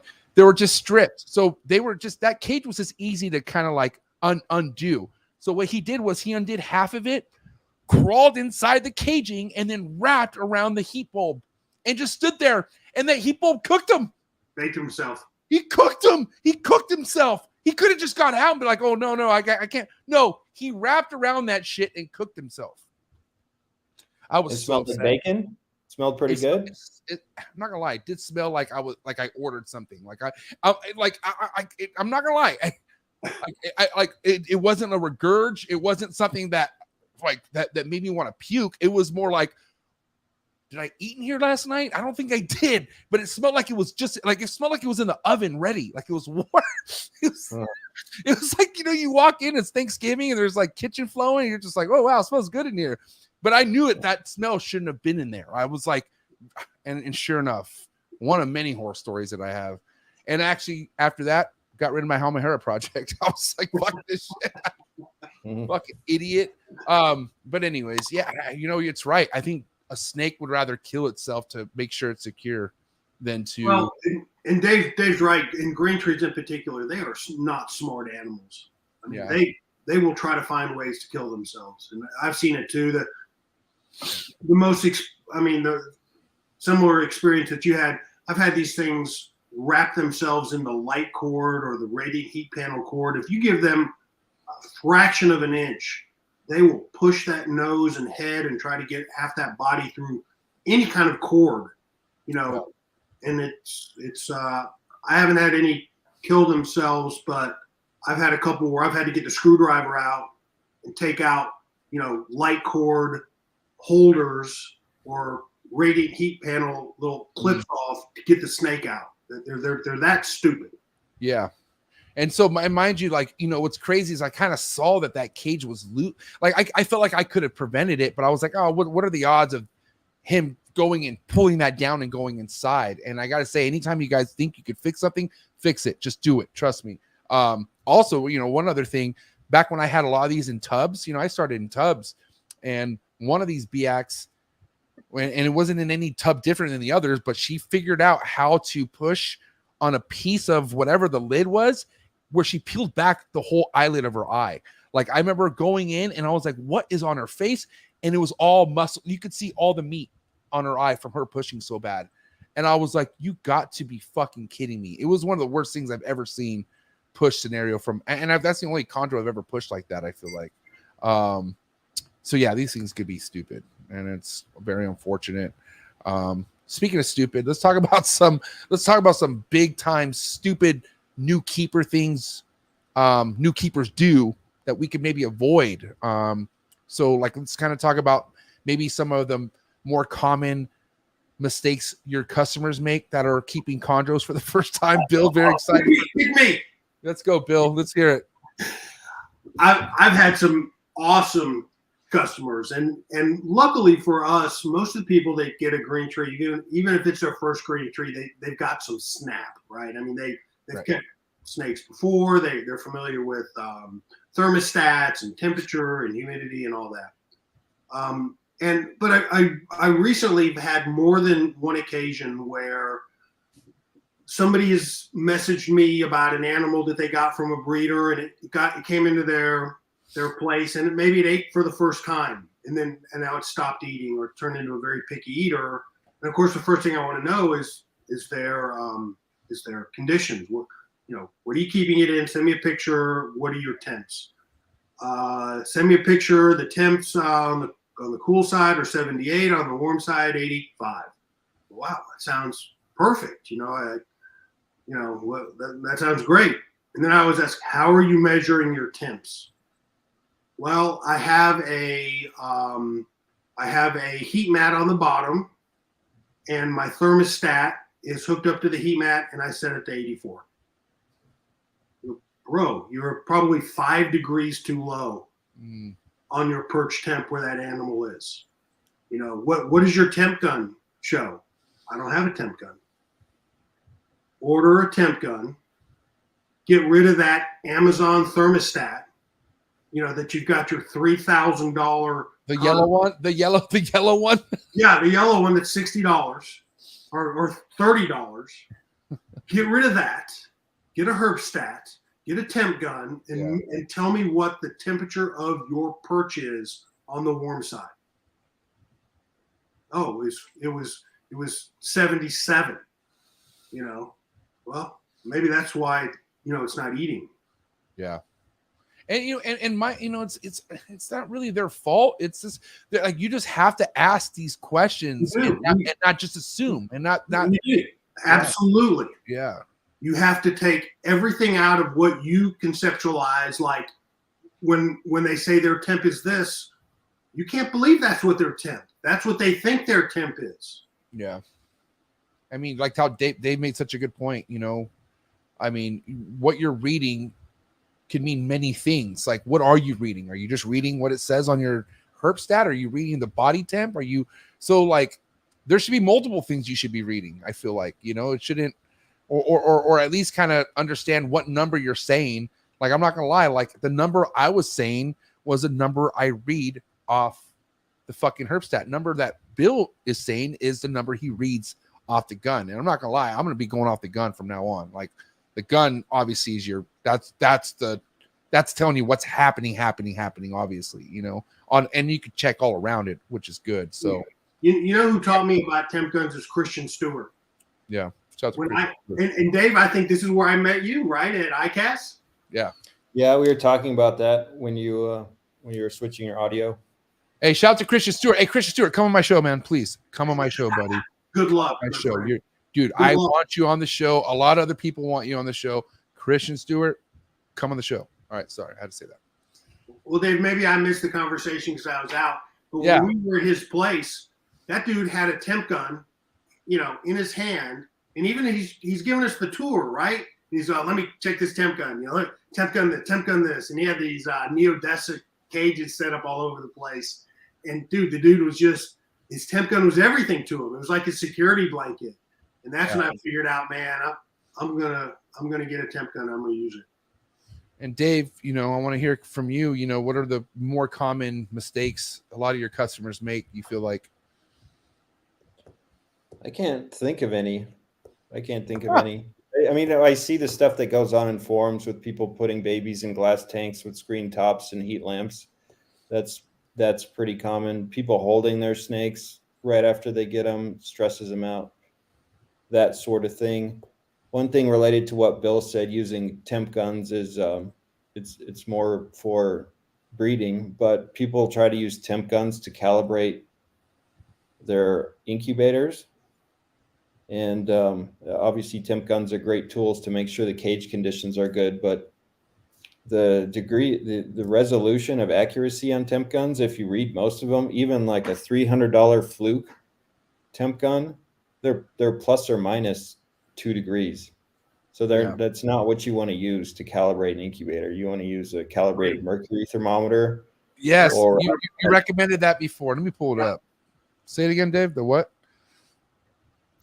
I don't know where to get one anymore, but calibrated mercury you sent me thermometer. one.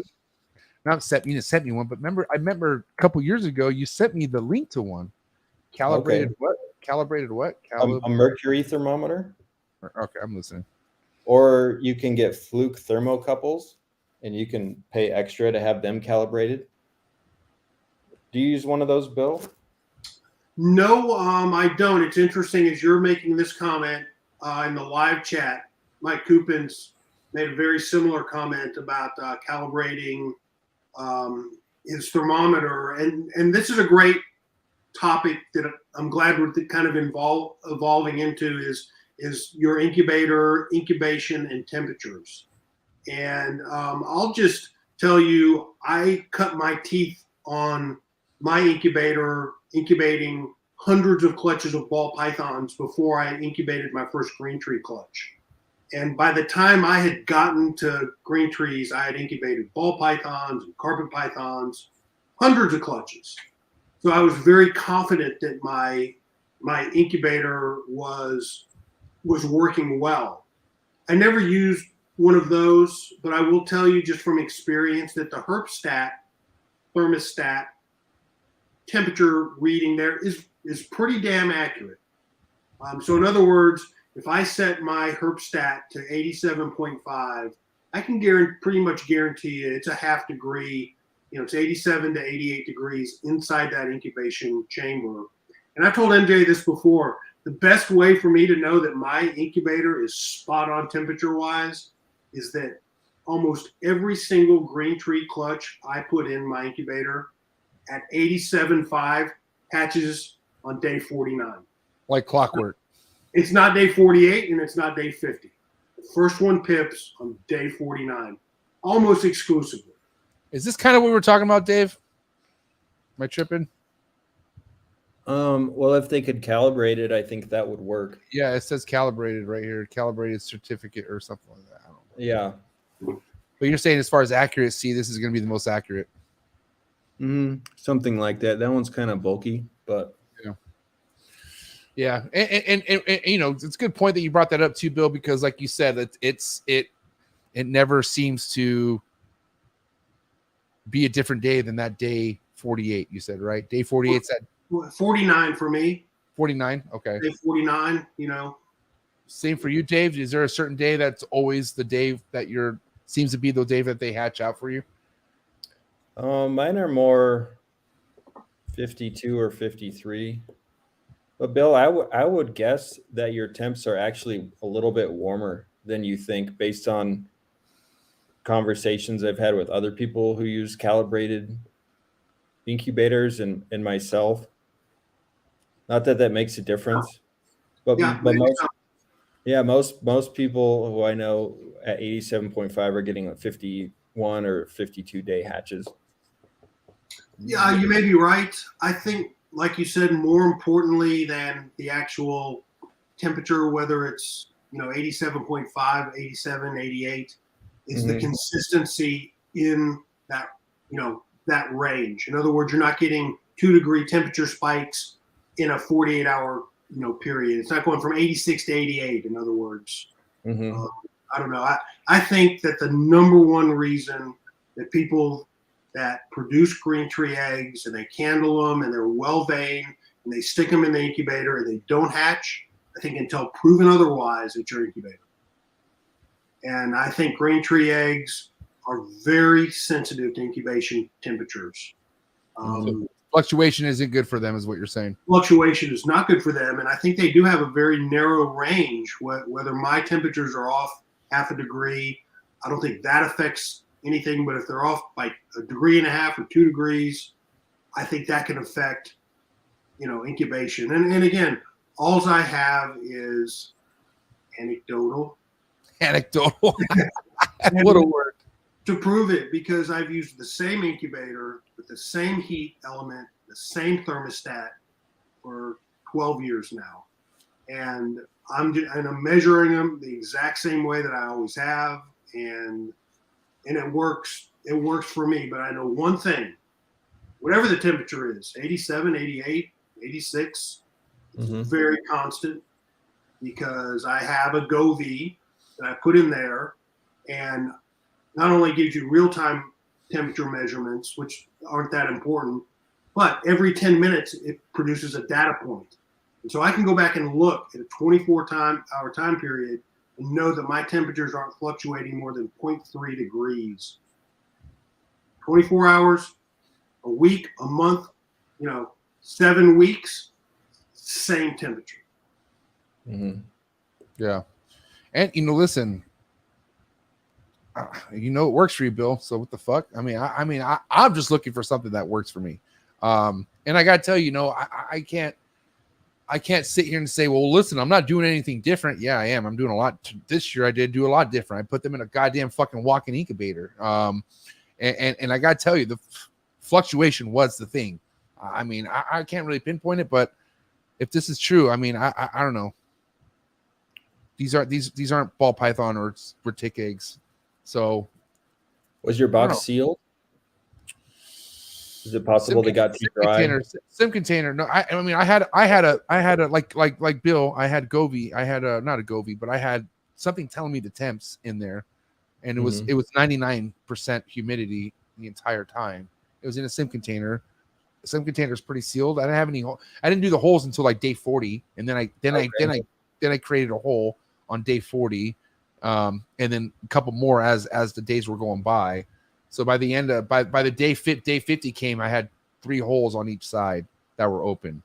But then what I noticed with mine, like these eggs that went the distance looked fucking great until we got to day 44, 45, and then 2 of them started sweating from the very top. And that's when Patrick was like, hey, listen, there's a couple different things. Either they're dying or they're dead or they're ready to come out. He's like, so it's not going to hurt if you want to just maybe tiny, right where one of them's wet, just kind of see what's going on. And then sure enough, one of them turned out to not even be formed at all. And then the other one was fully formed and saw movement. I was like, oh, I felt good. I was like, oh, well, fuck it. I'm going to leave it alone. Should see a head poke out by tomorrow. And then a couple days goes by, no action whatsoever. And then I just go in there and say, fuck it. And sure enough, it's dead, fully formed. And then sure enough, that was the story for the rest of them. So, yeah, not sure. Ryan Young swears by the fluctuation not being it. He's like, it's not your fluctuation. And I'm like, because he has a walk-in one too. And maybe his room has a little bit of fluctuation. That's why he says that. I'm not too sure. But, Ryan Young's kind of the guy who's like, dude, it's just the way the fucking luck rolled for you. It's like, it's just a shitty clutch. Just keep going. That's his way of looking at it as far as that goes. But me personally, I don't want to put another Chondro clutch in that fucking walk-in incubator. I'm good. I'm gonna have my own little thing for them, and that way I could just chalk that off and not have to ever worry that again. You know what I mean? So I don't know. No free rides, right? Fuck it. It is what it is. Taking my licks until I can get. A lot of their development happens before they even go in an incubator. The female ovulates, and that's when the egg is fertilized. So at that point, you have an embryo, and that is, 40 to 50 days before the clutch is laid, which is an equal amount of time to the amount of time they're incubating for. So sometimes the female could be exposed to conditions before she lays that aren't conducive to laying strong eggs. So it's really hard to tell. It's true. It's hard to tell. Again, the sample size is so small, especially when you're talking about one clutch, MJ. Yeah. And a first-time female. Like, this is a girl I never bred before, her first clutch, you know. Patrick did say, you know, good, God bless Patrick. And of course he says it as I'm pulling the eggs. And he's like, or no, I'm saying it. He tells me this as she's in the nest box and I'm waiting any day for her to lay. He's like, oh, she's not on the bottom level of your caging, is she? And I'm like, well, yeah. He's like, yeah, I never put the females on the bottom, because he says that down there it could be an issue with having, you know, obviously at the bottom everything's cooler, right? But I already knew that, and I told him, I was like, well, the bottom level of this has its own thermostat, so I have its own temperatures. The bottom temperatures control different than the upper part, and I had things completely, from what I saw, dialed in. Temperature gun reading, that egg box was like 80, 82 and a half, 83, 80, no more than 84, but it was like, and she stayed in there for a while. She liked it in there. So I don't, but then again, I mean, is he right? Was it the bottom part of the caging not suitable for her? You know, do I not ever breed a chondro at the bottom level of a caging ever again? What the fuck, you know? Jesus Christ. What an episode though, huh? 2 hours. I had a similar experience 2 years ago. I lock my females in their nest boxes if they don't go in there willingly. And Right. I had a female in the bottom of a stack of cages, and I thought it was warmer in her nest box than it was. I thought it was, 82 or 83. And she had been locked in there for a few days, and I pulled her out to give her some water, and I temped her, and she was only 80, and she had been in there. I think I said 3 days, but it was longer than that. But she ended up laying 100% fertile clutch, and they all hatched. So, I mean, that just goes back to, you think you have it pinned down, and then you hear from someone else that probably wasn't the issue. So I don't know. I've had some issues with fertility and incubation, and I try to overhaul everything. That's kind of when I switched from ambient to cooler temps with warmer hotspots. I switched my rodent supplier. I started giving my snakes bottled water. Just if you don't know what the problem is, maybe you change everything. But I mean, that can bite you in the ass too. It's fucking stressing me out just thinking of it, because I'm like, you think you've changed everything, but you haven't. You haven't, not at all. It's always going to be something. Like, that's why I feel like it's easy to go down that rabbit hole, And I think one thing at a time. I think it's good that Bill's, like, his biggest thing so far this year is doing the chicken gizzard and finding out, because that's a huge one, Bill. Like, if you could kind of pinpoint the prolapses that are happening for you and end that, I mean, that's probably your biggest fucking thorn in the ass you feel like you'd want to take care of if you could, right? Like, if you're able to say, okay, this problem is no longer there, it would be the prolapses, you would say, right? Yeah, but I'm going down like a different rabbit hole than Dave has gone down. Like, he's gone down, bottled water and, making a bunch of changes because he was having some fertility issues. And I would do the same thing if I was having fertility issues. I'd be addressing that. I'd be like, racking my brain, like, what could it be? Could it be my rodent source? Could it be my water source? But he's sitting there with no prolapse issues. So, damn. Bottled water. What's that? I said bottled water. But actually, I only give that to my females because it's expensive. These things get fucking every other day water changes. I would go. I'd give them holy water if I thought it would help. Or what if you do the alkaline thing? That, like, what if you like purify your sink to that alkaline water? Do you think that you could do that too, can't you? Yeah, I don't know if it's alkaline, but some people get RO filters to remove a lot of chlorine and contaminants. You don't want to give them distilled water. Okay. Yeah, you don't want to give them distilled water.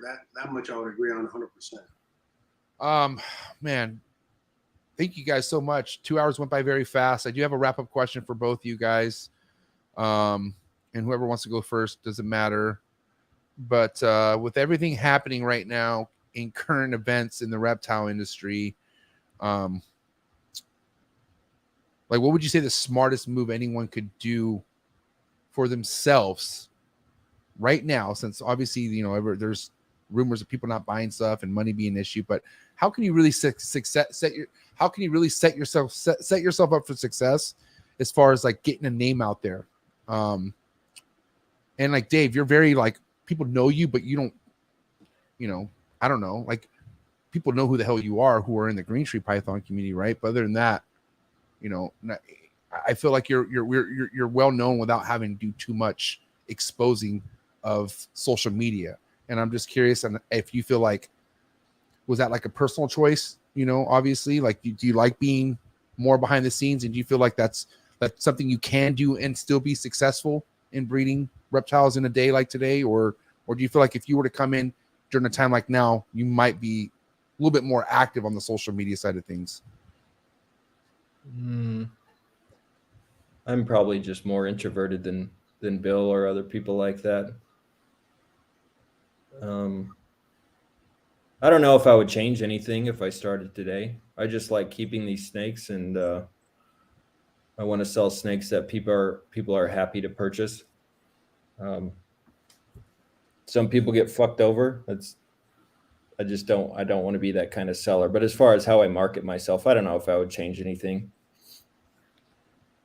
I mean, you have, I mean, I don't know how your style is now, but I'll never forget a couple years ago when Sock went ballistic and bought some pretty heavy productions off you. It was all off of you sending an email out to people. Like, is that how you still let people know you got stuff available? Is just an email blast, or how are you letting people know when there is a Dave D production available nowadays? Yeah, because I hold snakes for a year plus. Right. I just don't want to keep a list of people who are potentially interested, because by the time you roll around, then you're messaging individual people only to tell them that they're not interested anymore. It's just a waste of time. So that's why I send out the email blast. But I've sold some snakes this year, and I sent out a couple blasts for a few. But then after that, people will inquire about snakes that are available, and if there aren't any left, then I'll say, all right, I'm going to have a few more in a couple weeks. I'll let you know. So I've sold a lot that way also. Right. What do you think, Bill? Well, I think Dave's right.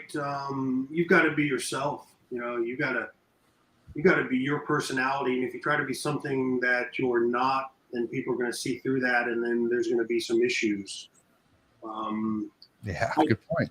I mean, I think number 1, 2, 3, and 10 is that you produce quality animals and you have a good reputation in the community. Marketing and social media and all that shit comes way after those 2 things. So, I think you can skin the cat lots of different ways, and just be an active and a responsible member of the community. Pay your dues, and you can only pay your dues with time in this game. There's no shortcuts. You pay your dues. Your reputation comes only with time. And if you do that, then the rest of it is just really your personality and your comfort level. And I feel like time is well under both your guys' belts. I mean, and I will say first with Bill, fuck, man, like I knew about Bill when I first got into chondros, but then I didn't know Bill like had Barczyk at his house 3-4 years before that. And like Bill has been in it. You know what I mean? It's been putting in his fucking time just as much as Dave has. And I feel like my only advice for anyone out there who's like, man, I want to get my name out there, will fucking have time on your hands. Or not on your hands, but put in time, and everything kind of like fulfills together. Like one thing about the ball, God bless all the ball python breeders out there, but if there's like a kit out there for ball, like getting into the ball python game, right? You get a logo, you get stickers, you find people to want your stickers, and you swap with them, and then now everything's there. Like you got this fucking pretty picture of like, oh, what do you breed? Well, I don't breed nothing yet, but hey, man, this is my kit. And it's like, well, why are you such in a hurry to be like, look at me, when there's nothing to look at? Like, what the fuck? Like, and I love everyone's enthusiasm, like being excited to being here. But at the end of the day, what have you done? And if you haven't done anything, just wait, do something. You know what I mean? And then everything else comes. Like Bill, the mayor. By the way, you were born to have that name. You didn't ask to have that name, Bill. You weren't like, hey, can someone call me the mayor? That shit just happened, bro. Like, it's crazy. I think that was a mushroom-induced endorsement for me. Oh, yeah, the wine was flowing good that night. That's all I got to say. But, man, guys, I appreciate you so much, Dave. We'll let you go first. But before you go, Dave, we had just shy of 80 people tapped in on tonight's show. I got to tell you, a lot of people telling me personally they're excited to hear from you and Bill tonight. So what do you have to say to all your supporters out there, customers, all the above, man? Everyone rocking with you, Dave. I really appreciate all the support. I know a lot of times green tree python keepers and breeders get labeled as assholes or stuck up, but I don't think that's true at all. We're all really close, willing to share information, and it's cool to share a hobby that we're all super passionate about.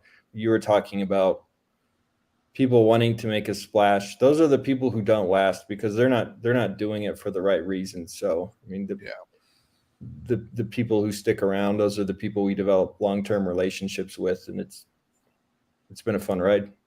Yeah, longevity is definitely on your side. And again, Dave, thank you so much. But go ahead and enjoy the rest of your night. Everyone, give it up for Dave D, ladies and gentlemen.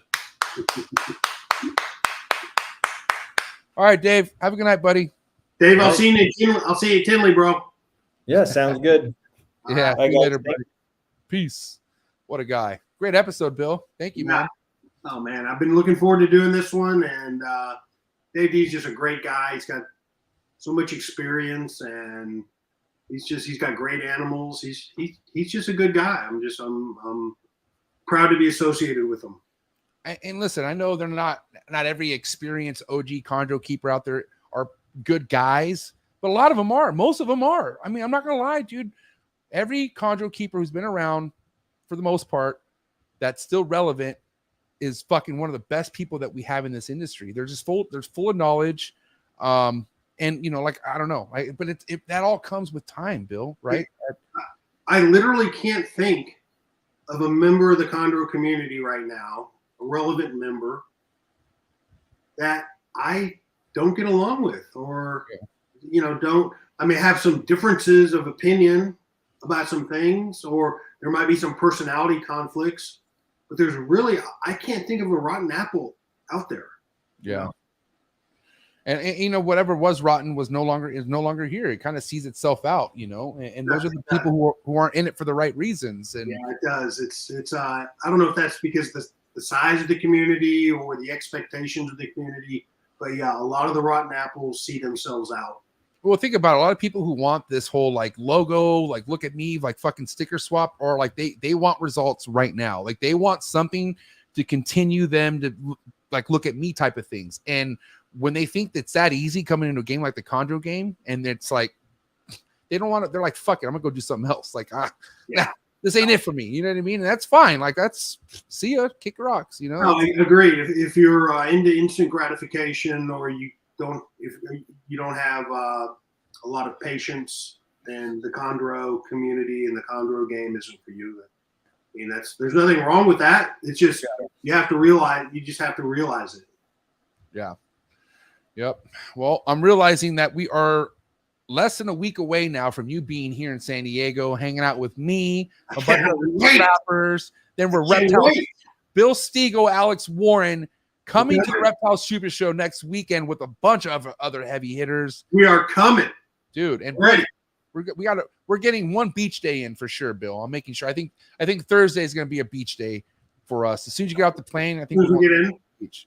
Yeah, we're not fucking around, or maybe Friday. We'll figure it out. But listen, Bill, I don't have to tell you you have supporters. You already know that. You're the mayor. But what do you have to say to everyone out there rocking with you? Okay, everyone out there who's rooting for you, Bill. What do you have to say? Well, like you mentioned, the people that just even tuned in tonight, man, I was humbled by the number and the quality of the people that were here.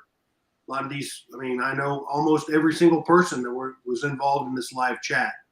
So, man, I'm just, I'm humbled, and the invitation is open in September. If you come to the Arlington NARBC on Friday night, you are invited here. We're going to blow it open this year. And wait. You mean the invite's open to me or the public? Who are you saying this to? Anybody that's watching this podcast right now. You're giving, whoa, dude, wait a minute. It's going to be like that, Bill? We're going to blow it open this year. This September, we're going to blow it open. Guys, anyone out there listening who's asking me, begging me, MJ, can you please have Bill? Well, here's your invite right now, dude. Listen to this podcast, subscribe, and you're good. You got an invite right now. Bill Stegall, the mayor golden ticket invite to his fucking pre-party, which is, by the way, one of the best times when it comes to partying and marketing at the same time. It's you can't go wrong. I love it. It is, and no disrespect to NARBC, but that's why I go to Arlington, to go party with Bill. I go, that's my main event when I'm there, 100%. If you can make it to Arlington and RBC, then you can make it here Friday night. Damn. Well said. Listen, Bill, thank you so much. Thanks for, being a mentor to not only me, but to many other people out there. You're a great example of being a leader in the chondro community, but just in the reptile industry at all, man. You fuck with a lot of people with other species of snakes. So I got to say thank you so much for being who you are, man. But give it up for Bill Stegall, Phoenix Reptiles, ladies and gentlemen. See you next week, buddy. So what, decoy, what you want ready? I'm gonna have it all ready for you. You want decoy? What do you want ready? It's been my pleasure. Okay. I'll have that ready for you. Hey, I haven't had decoy in a while. I can't wait. We're gonna be getting down to decoy next week. So I will see you in a week, bro. All right, bro. Love you, man. Thank you. You too. See you. Damn. All right, guys. There you have it. What an episode. I love it. I love green tree pythons. I love my homies. Thank you so much. If you enjoyed this podcast, hit that like button. Let's get the likes up. Hit that subscribe button, notification bell, and be ready. Reptile Community Fridays. Who's ready for a banger tomorrow? Jesus Christ. What is happening? What is happening, Morph Market? What is happening? Bob Clark goes in on Darian. Their phone call, private phone conversation between Bob Clark and Darian has been exposed. Okay, so tomorrow morning, I'm going to be playing this whole phone call conversation, and I'm going to react to it. We're going to be kind of going through pieces and parts, and I want your guys' feedback. I want to know what you guys feel at this point about Morph Market, Darian, the drama. The drama hasn't stopped. It's still rolling. So again, going down tomorrow. Set your reminder. Reptile Community Fridays. Coolest reptile podcast in the world. Okay. Don't forget, subscribe to my Instagram, IG fam. Love you guys. And if you want sorry, almost choked on myself. If you want exclusive content, make sure you head down to the link below. Join the Trap Talk Patreon family. Come fuck with us. Join the Discord. Nonstop popping 24/7. I love all you guys, man. Thank you so much for the love and support. I'll see you guys here tomorrow, and I'm out.